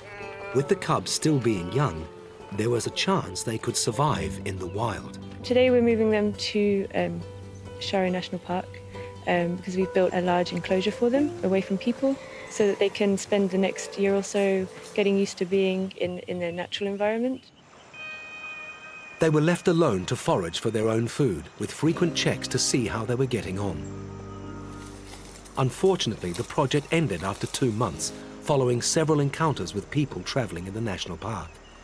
The cubs weren't wary enough around humans, and that would pose problems as they grew older and were released. Today they share an enclosure at the sanctuary and will eventually be moved to a new, larger enclosure. Oscar is next in line for a checkup with the vets and dentist. Here is a milk dentition. Maybe the tooth would fall out. Can you close the mouth, please, dear patient? No, I don't think that will fall out. No. Yes, we have to take it out. One baby tooth we have to extract here. The time of changing of the teeth is over for him. And the baby tooth would stay there and would harm him. So, wie gehst du da jetzt ran? Aber das ist extrem hohl innen, glaube ich. Nur, dass du Bescheid weißt wegen Frakturen. So. Ja, das weiß ich. So he extracted the remaining milk tooth? Here, this is destroyed from the permanent tooth. Now we clean the wound a little bit, you see. Keeping a close eye on proceedings is Mustafa, who has a special relationship with Oscar. After they got confiscated, Mustafa was there day and night for many months. And the reason why they are alive is because Mustafa was working day and night. He's kind of Papa Bear. Good, so everything went well. He became a really proper bear. He's still very small, but compared to last year, it's of course really nice to see him. But there's one more thing to do before Oscar is taken back to the enclosure. We should make a picture with Mustafa and Oscar. Come, Mustafa, go with Oscar. You and Oscar, your baby. Yeah. It's only through the work and love of Pristina staff like Mustafa, the skills and dedication of the medical and dental teams, and the support of FOUR PAWS that bears like Cassandra, Ero and Oscar are able to live out their days with a good quality of life. And more importantly, All of that effort is helping change the way the people of Kosovo view an animal that for so long was simply a sideshow attraction. So often, wild animals are the casualties of our human existence. Killed for profit. Their habitats under threat, made to live in cramped spaces, poorly fed. They're destined to live out their lives in misery unless someone takes action. Wild Animal Rescue follows the people from the international animal welfare charity 4 PAWS as they go on daring and sometimes dangerous rescue missions to give animals a better life. In this episode, 4 PAWS works with other organizations to find new homes for the animals they've rescued, including a new purpose-built sanctuary in Jordan. And it's the first time ever that they have felt the natural earth under their paws. And a rhino orphanage in South Africa facing the constant threat of poachers. But despite the risk and the difficulty of raising these endangered animals, they're managing to successfully return them to the wild. I'm excited to see them be wild rhino family.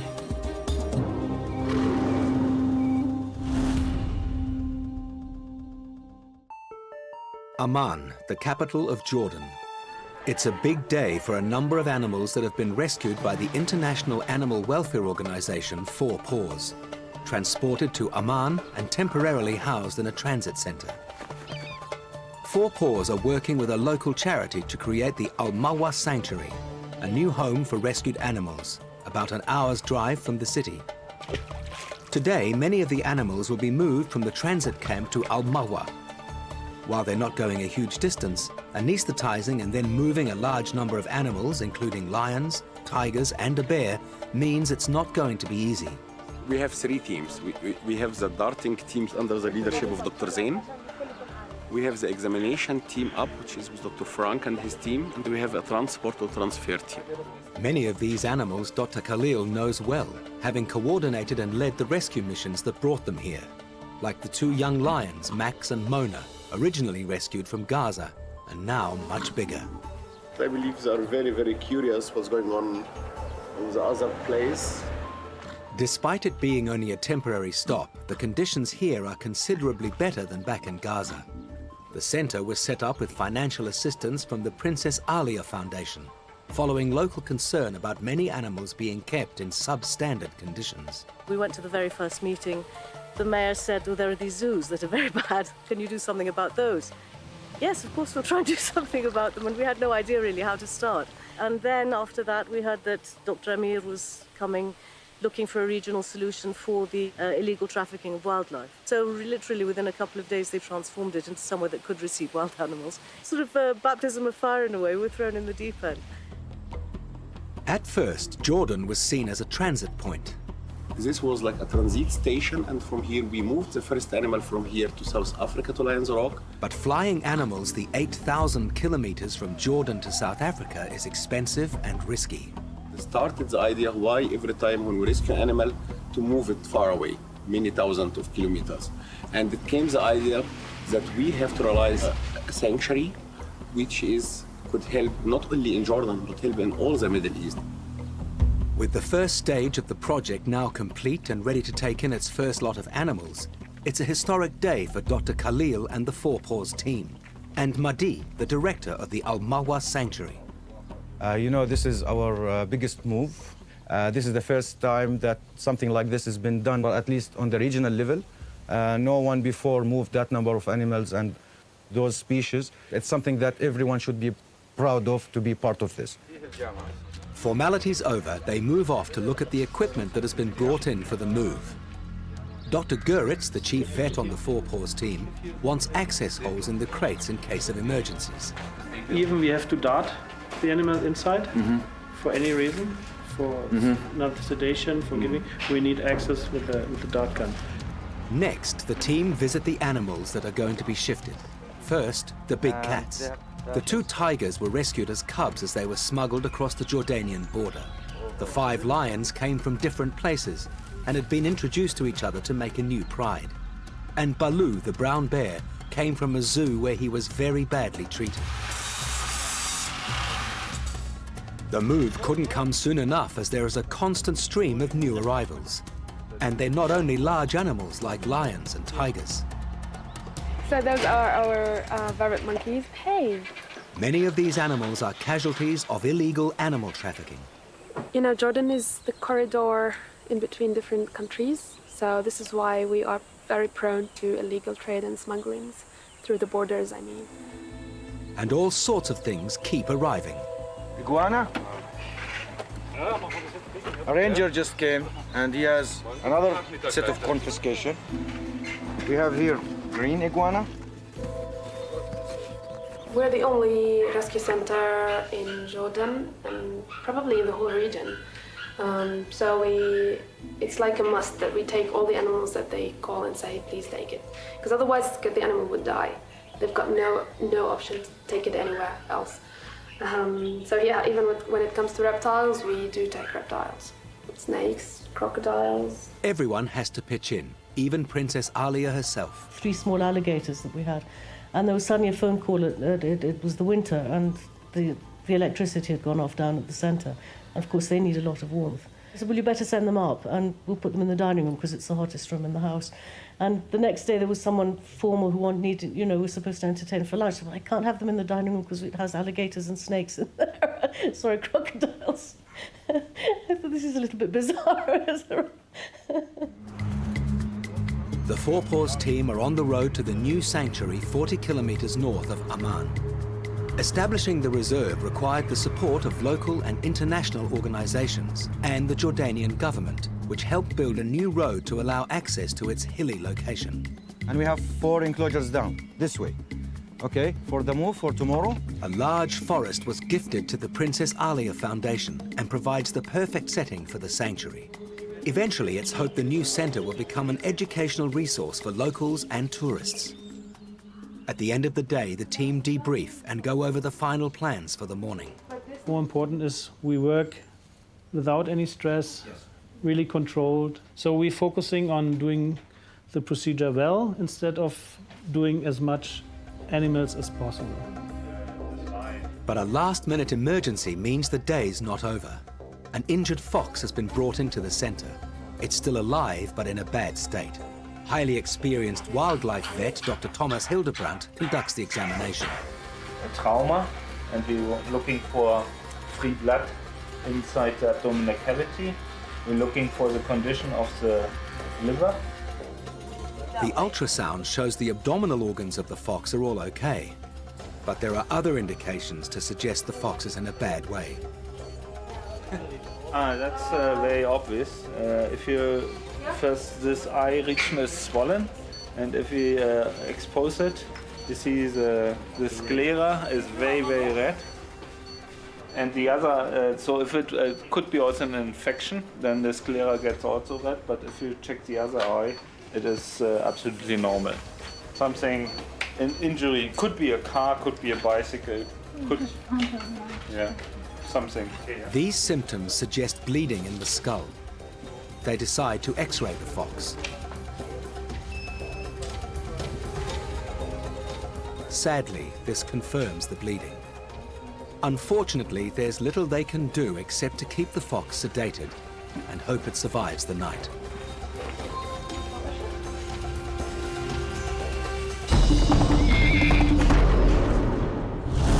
Four Paws works with other organizations all over the world. The Fundum Velo Tula Tula Rhino Orphanage is a wildlife reserve in South Africa, founded by conservationist Lawrence Anthony, who was renowned for his work with elephants. He was called the Elephant Whisperer. He actually lived alongside them for a month every year, and he encouraged a herd of elephants to become established on land he had set aside for them. Lawrence passed away in 2012, but it appears he's not been forgotten by the animals he loved so much. Since Lawrence's death, the elephants come to Lawrence Anthony's house. I witnessed it twice. They didn't come straight to the fence, but they came from the other side of the reserve, walking here and coming up, and then they just walk like that. But it's crazy to see. I mean, Lawrence was part of the herd. He literally lived for almost a month with them. So every year since the death of Lawrence, they come back to main house. What makes it especially remarkable is that the herd comes on the very day that Lawrence died. Tula Tula is still owned and run by his wife, Françoise. But since 2009, it's also been home for a rhino orphanage, offering a home to young rhino that have lost their parents due to the activity of poachers. Despite being highly illegal, the slaughter of rhino for their horns continues at an alarming rate. The Tula Tula Rhino Orphanage is run by Karen Trendler with help from 4 Paws. Karen is one of the world's leading experts on this endangered species. Ituba is the most recent arrival at the orphanage, having lost his mother a couple of months ago. This little boy Ituba comes from a reserve quite close to here. They've had a number of poaching incidents on the reserve. His mother was poached. At 6 months old, he's still a baby in rhino terms, and not yet able to fend for himself in the wild. On arrival, he was so traumatized. He then just hated humans. He was smashing himself against the barriers. And on about the 5th day, he suddenly decided, okay, he's going to accept us. Karen and her team do their best to be surrogates, which means round-the-clock attention, even when he's resting. They're incredibly tactile. So although this looks like bunny hugging and very cute, it's actually a part of giving him comfort and taking him through the trauma. Alison is one of Ituba's 3 keepers, along with Axel and Megan. We're all going to be covered in mud, I can see it. It helps me to get rid of the ticks, protects me from the sun. When I feel hot, I just jump right in here. What makes this orphanage different is that the young rhino have limited contact with only a small number of humans, 3 permanent volunteers plus Karen. Other places tend to have a larger number of volunteers, which can make the rhinos more comfortable around humans. And that makes them an easy target for poachers. Oh, good boy. In the wild, Ituba would be totally dependent on his mother, who would suckle him for up to 12 months and give him constant attention. Oh, you want to play?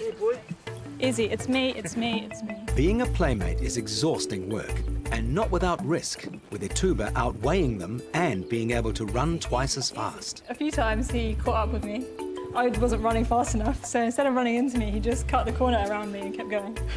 So I was concerned for a minute, but he decided, I'm not going to kill you today, Meg. You have another day to live. And I appreciate that.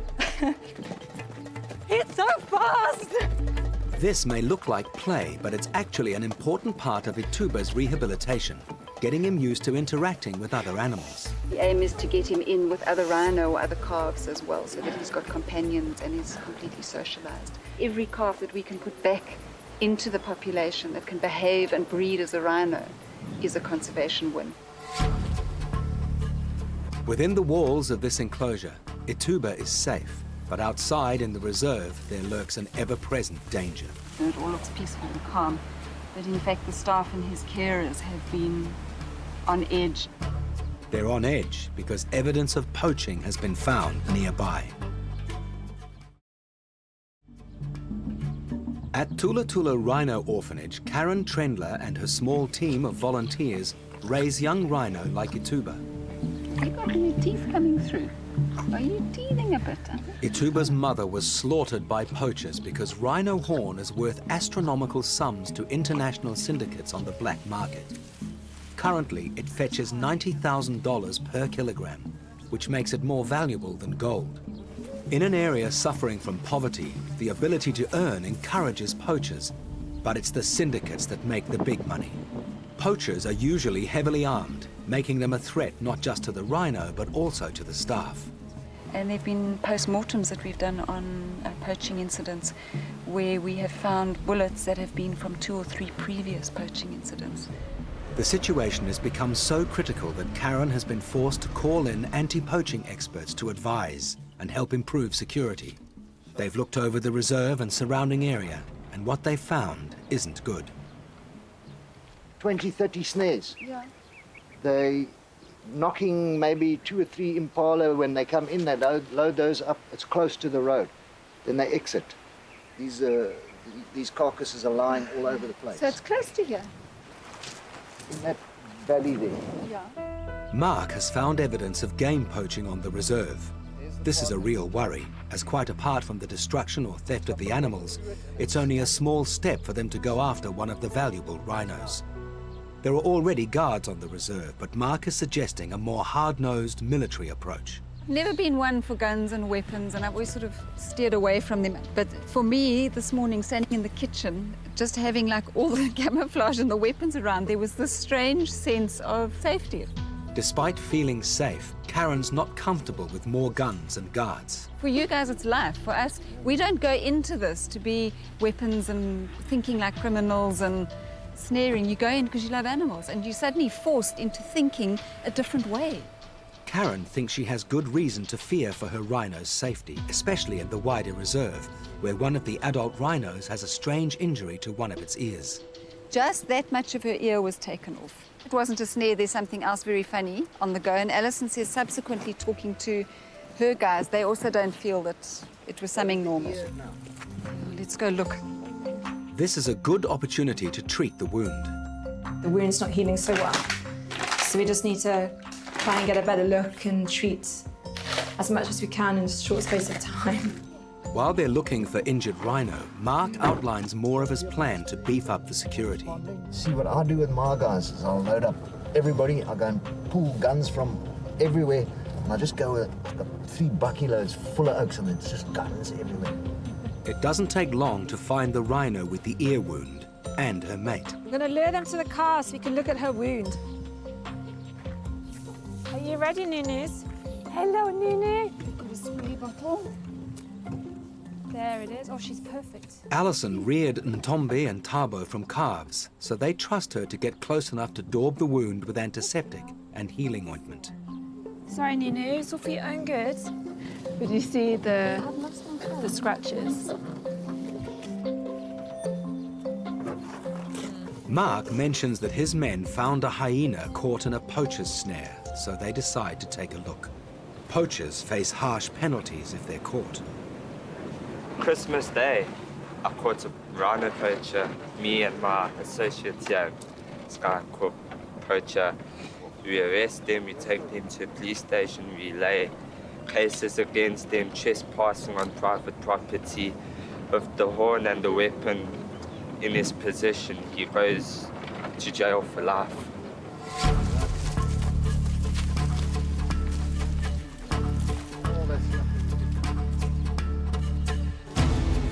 Oh, no. He suffered, this poor boy. He fought like...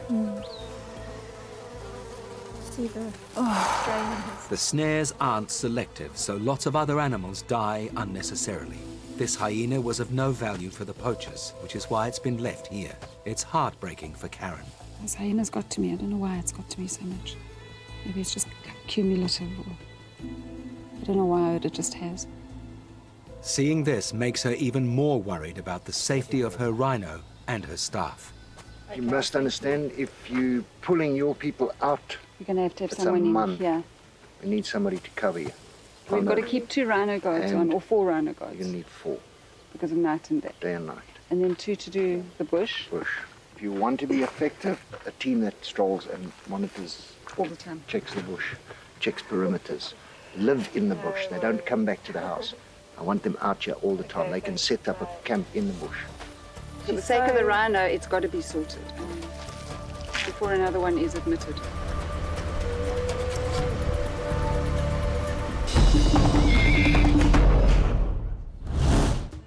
At the Jordan Transit Center, the 4 Paws team are up early preparing for the long day ahead. Dr. Guritz is setting up the examination area, and Dr. Shahin gets the anesthetic darts ready. First up are 5 lions. They didn't grow up together, but since coming to the center, they've shared the same enclosure. Very exciting, and I think it's very good that we managed to introduce the animals together. Like, it was like 2 individuals, and then we did an introduction, and then we did a second introduction. So it's very nice to see them all together as a one pride, going all together to a new place. Very exciting. Yeah, it's definitely very exciting. Once it's clear the dart has taken full effect, the first lion is carefully shifted. Many of these animals have little or no medical background because they were rescued from places that didn't keep records. So while they're sedated, it's a good opportunity to do a full checkup in the temporary examination area. While the first animal is being checked, the next patient is darted and moved. So far, everything is going smoothly, and the first lion is in good shape. We checked the heart so far and the kidneys, and these organs look very good, very healthy. After the animal has had its medical check, it's loaded into one of the crates. Dr. Göritz administers an antidote to the anesthetic to bring the lion out of deep sedation. It won't wake him up completely because it's better for the animal if he's partially sedated during the trip. The next lion arrives and another checkup ensues. It's an exhaustive process. They take blood samples and scan with ultrasound and X-rays to get an overall sense of the animal's health. And this animal appears to be in relatively good health as well. If this continues, they will definitely make their end-of-day deadline. So far we stick to the schedule. So now we are waiting for the third animal. And so far we didn't find any major pathology, which is good. But their luck runs out with the fourth lion, a 7-year-old female. Yeah, she is from outside a very healthy animal, but inside with ultrasound we found some difficult observations which indicate that she has a health problem. The major health problem is based in the heart. The heart is not contracting enough. It is slightly dilated, and that means she's actually a quite sick animal. The vet decides she's well enough to make the journey today, but they will need to keep an eye on her. The first crates are loaded onto the trucks as the last lion is readied for examination. Summer is the 5th lion for the day. We have just started her and we're waiting her to sleep, obviously. Once she's sleeping, we'll just go do the general examination and off we go. Summer is in reasonable health, so now they can load all the crates. They find branches to put over the crates to shield the animals from the intense sun.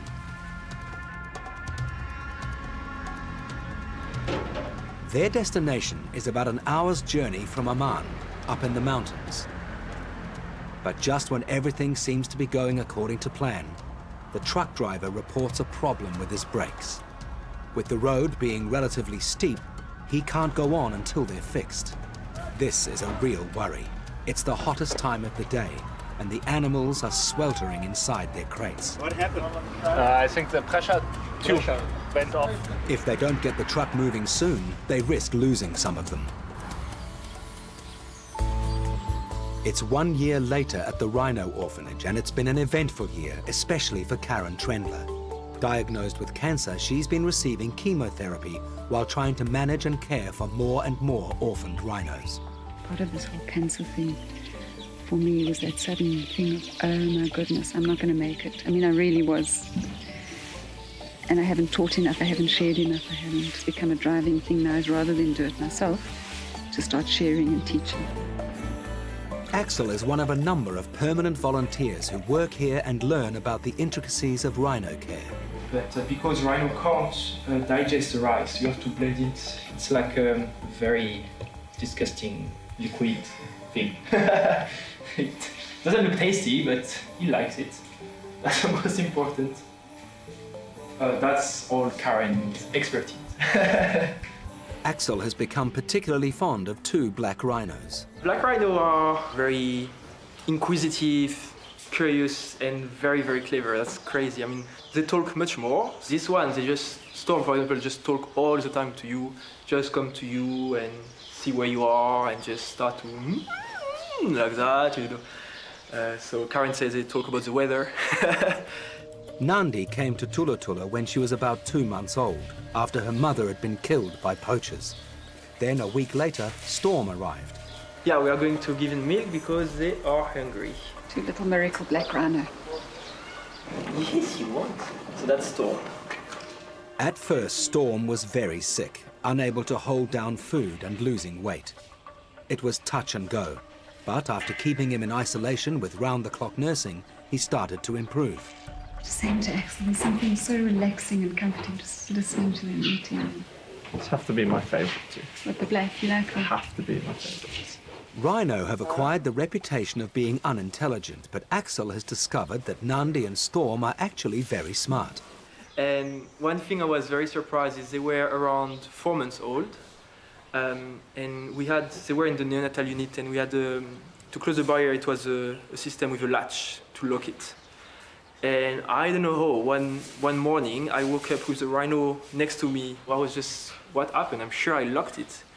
And during the day, I saw that both of them understood that it was a latch, so with the top lip, they were just lifting it and just come walk around. It's very clever, you know. Another recent arrival has made friends with the dog. Her name, Mokosi, came after a chance meeting with Zulu royalty at a petrol station. She was a very sick little calf, and Karen was transporting her to the orphanage. And we were at the garage in Pongola, and these Zulu royal family came across. And they said, well, what have you got in the vehicle? And we said, a rhino. And they explained to us that the Zulu royalty is linked with rhino. And they said, could we have the honor of naming her? So the Zulu queen named her Makosi, which is leader. As if a dog and rhino aren't unusual enough playmates, Makosi's best friend is a hippo. Charlie, the hippo, his pod just left him completely. He was abandoned. And they couldn't work out what had happened. And when he was brought into us, he was also really, really tiny. And we had them in the same room the night that she arrived, with a barrier between them. And little Makosi just would not settle. By 3 a.m. in the morning, I was absolutely frantic. She was just beside herself. So I took a chance and dropped the barrier between the hippo and the rhino. And they went like this, lay on the mattress, and that's been ever since. Charlie, really? Axel's getting their dinner ready, but it appears they're in no rush to eat. What lies beyond the gate seems to be of more interest. Karen's efforts to persuade them to come back to the main house don't seem to be working. Neither does Axel's unusual suggestion. Going to tickle your bum. Rhino and hippos have poor eyesight, so neither Mokosi nor Charlie are likely to see a milk bottle from that distance. But they both have a very keen sense of smell, and eventually they realize food is on offer.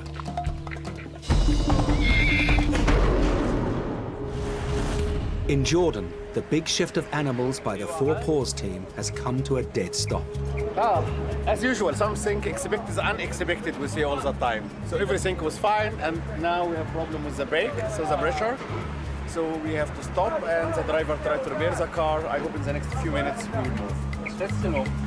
It's the middle of the day. There's no shade, and the team are getting worried about the welfare of the animals inside the transport crates.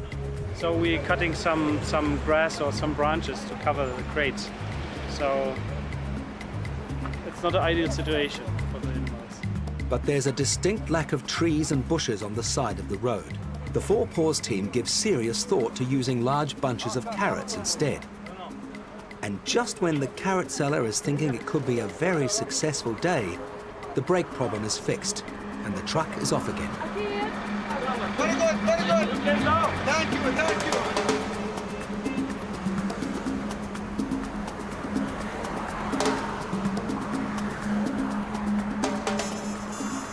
The precious cargo arrives. It's a significant moment. The first animals to be housed at the Al Mahwa sanctuary. Princess Alia is a patron and has come to watch. This moment represents the culmination of years of effort and cooperation between Four Paws and many different organizations, including her own charity. Even now, when they're just about to be released, the team are still doing their best to keep the animals cool.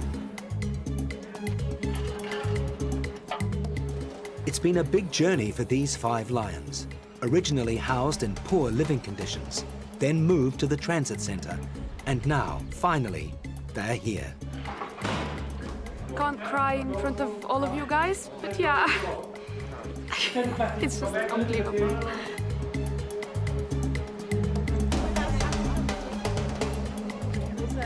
At 5:40 we left. Very long day, but I'm happy that the 5 lions are endally safe here with some logistic troubles on the road, with the truck, with some complications. But luckily we are here now, and it was big effort from the team. I believe the team succeeded to release the first 5 lions, and it's a great day for all the team here. So we're very, very happy for the success till now.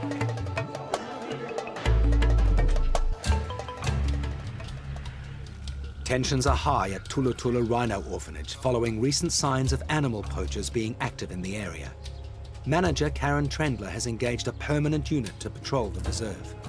There are reports at the moment that syndicates that were operating Kruger, now with the increased security, are now operating here. So we're on high alert again. You know, we get used to living like that, but new volunteers coming in or new people coming in just don't have any idea as to, you know, the level of threat that we're under constantly. The security team is stepping up its activities. Today, they're running a training exercise, teaching a dog to track someone hiding in the bush. We're gonna go out and show you how if we find something, we find suspect or some foot tracks. The dog is given a scent to follow. So I'll take my dog to track and see if we can find any suspect in the bush that was poaching. If this were real, it would be a life or death situation for these guards. With poachers facing life in prison if caught, they usually shoot when they're discovered. So these rangers have to be prepared to shoot back and shoot to kill. This level of force doesn't sit well with Karen. Shoot the poachers, you know, shoot to kill, good policy. But people forget what the impact it has on the ranger. That he's taken someone's life, that he's been put into a position where he's had to protect his own life by shooting someone. If he comes from the same community as the ranger, you know, the poacher that he shot, there have been rangers that have had to actually move out of their communities completely because they've been threatened after.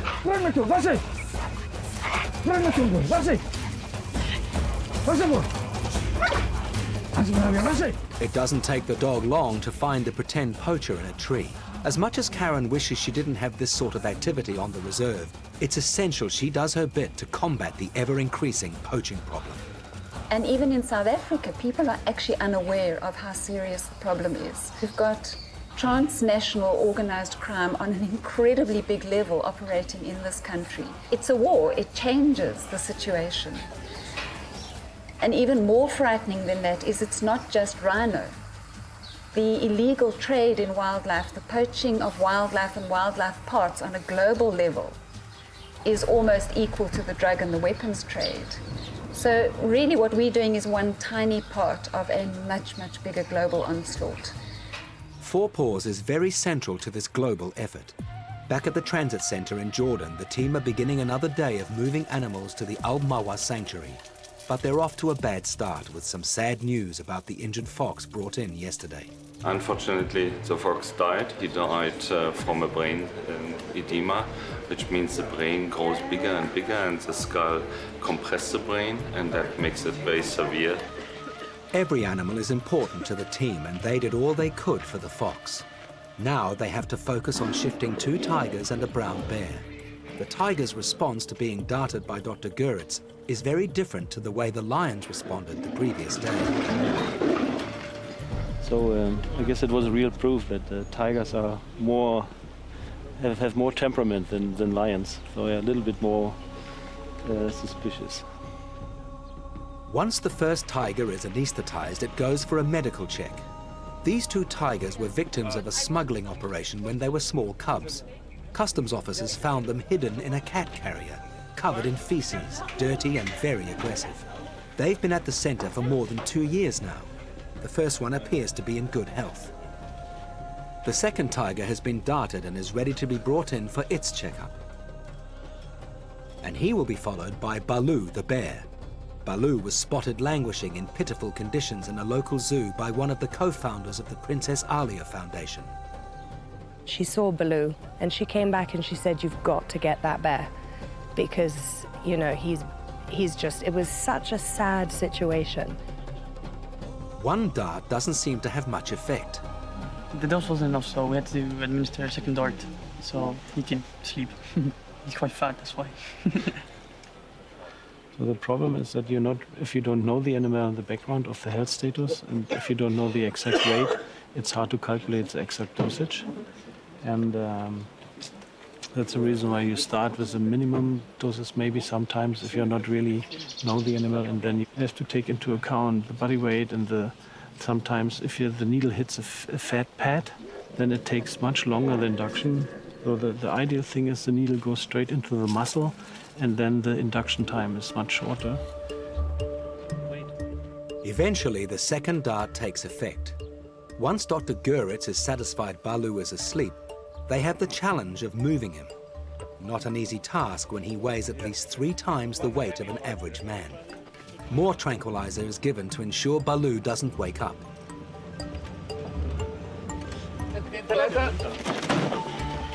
No. He will fall down by this way. Yeah. 3, good.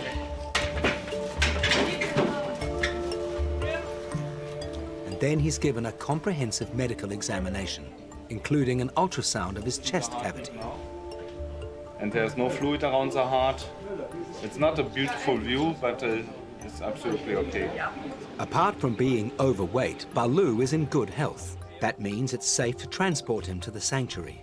The teams from 4 Paws and Al Mawa work closely together to get these last 3 animals into their crates. Yeah, go slowly, slowly. Hands away. Yeah.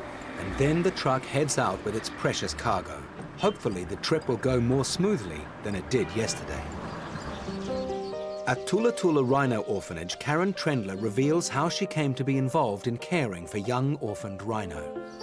I never chose to work with rhino. I was doing small mammals, birds, just general game from a rehab and rescue point of view. But then a rhino conservationist sent her a baby rhino to save. Born premature, there was very little chance it would survive. And against all odds, total ignorance, we kept the calf alive. And it opened up a floodgate of rhino. There was no choice in it, they just came. And the more you work with them, the more you begin to be passionate about them, the more you see of them. And then when you see them being poached at the rate they are, when you see the brutality, when you see their numbers dropping, it becomes more than just a passion for them, it becomes an absolute fierceness, a desire to protect them. So it's about protecting them now, but also thinking in the future. Can you imagine saying to kids, sorry, we let the rhino die on our watch? This morning, Charlie the hippo and Mukosi the rhino are receiving their regular skin treatment. In the wild, they would be getting mother's milk and they'd be having proper mud baths and under normal conditions, so the skin is okay. Once you bring them into a captive situation and they're not out in the wild and they're under infrared heating, the skin dries quite a bit. So we give them the aqueous baths and we do regular rubs. It's actually very calming and very relaxing for the rhino. And anything that you can do to keep their stress down and make life more pleasant, the better weight gain they get and the happier they are, the better the long-term chances for us putting them back into the wild. There are older rhino at the orphanage that are getting closer to going back into the wild, like Ituba. Axel has cared for Ituba ever since he was first brought to the orphanage.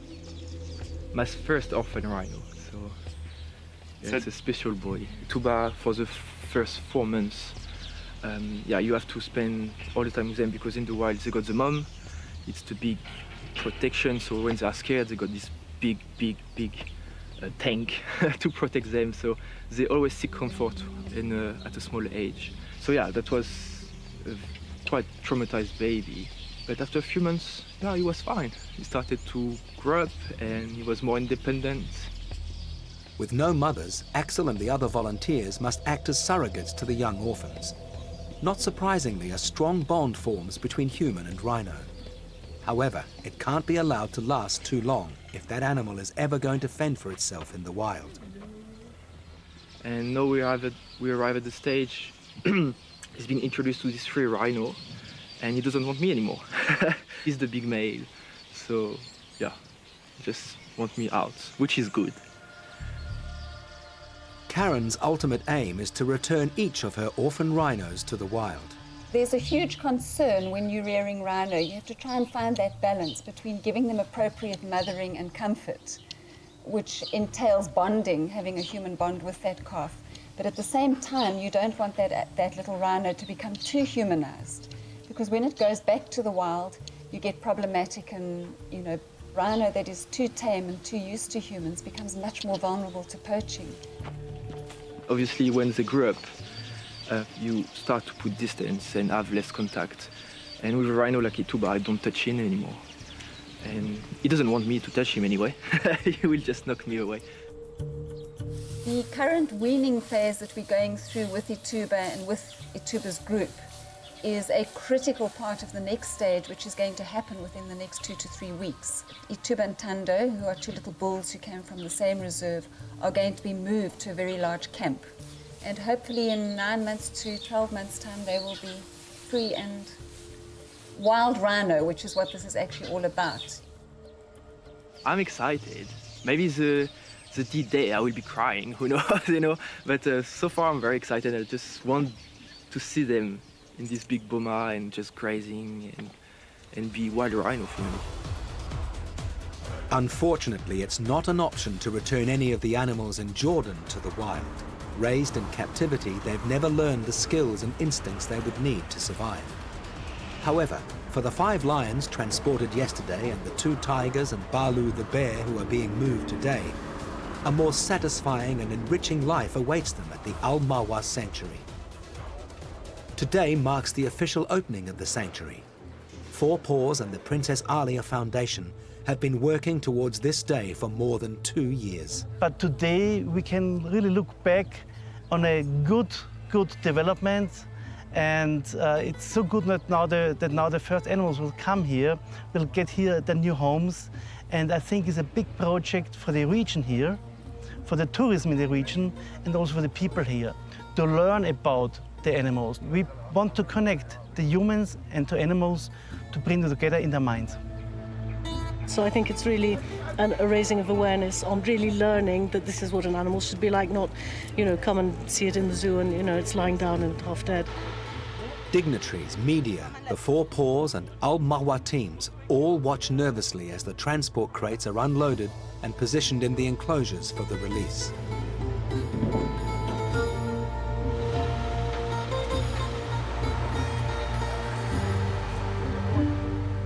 Before long, the first tiger comes out.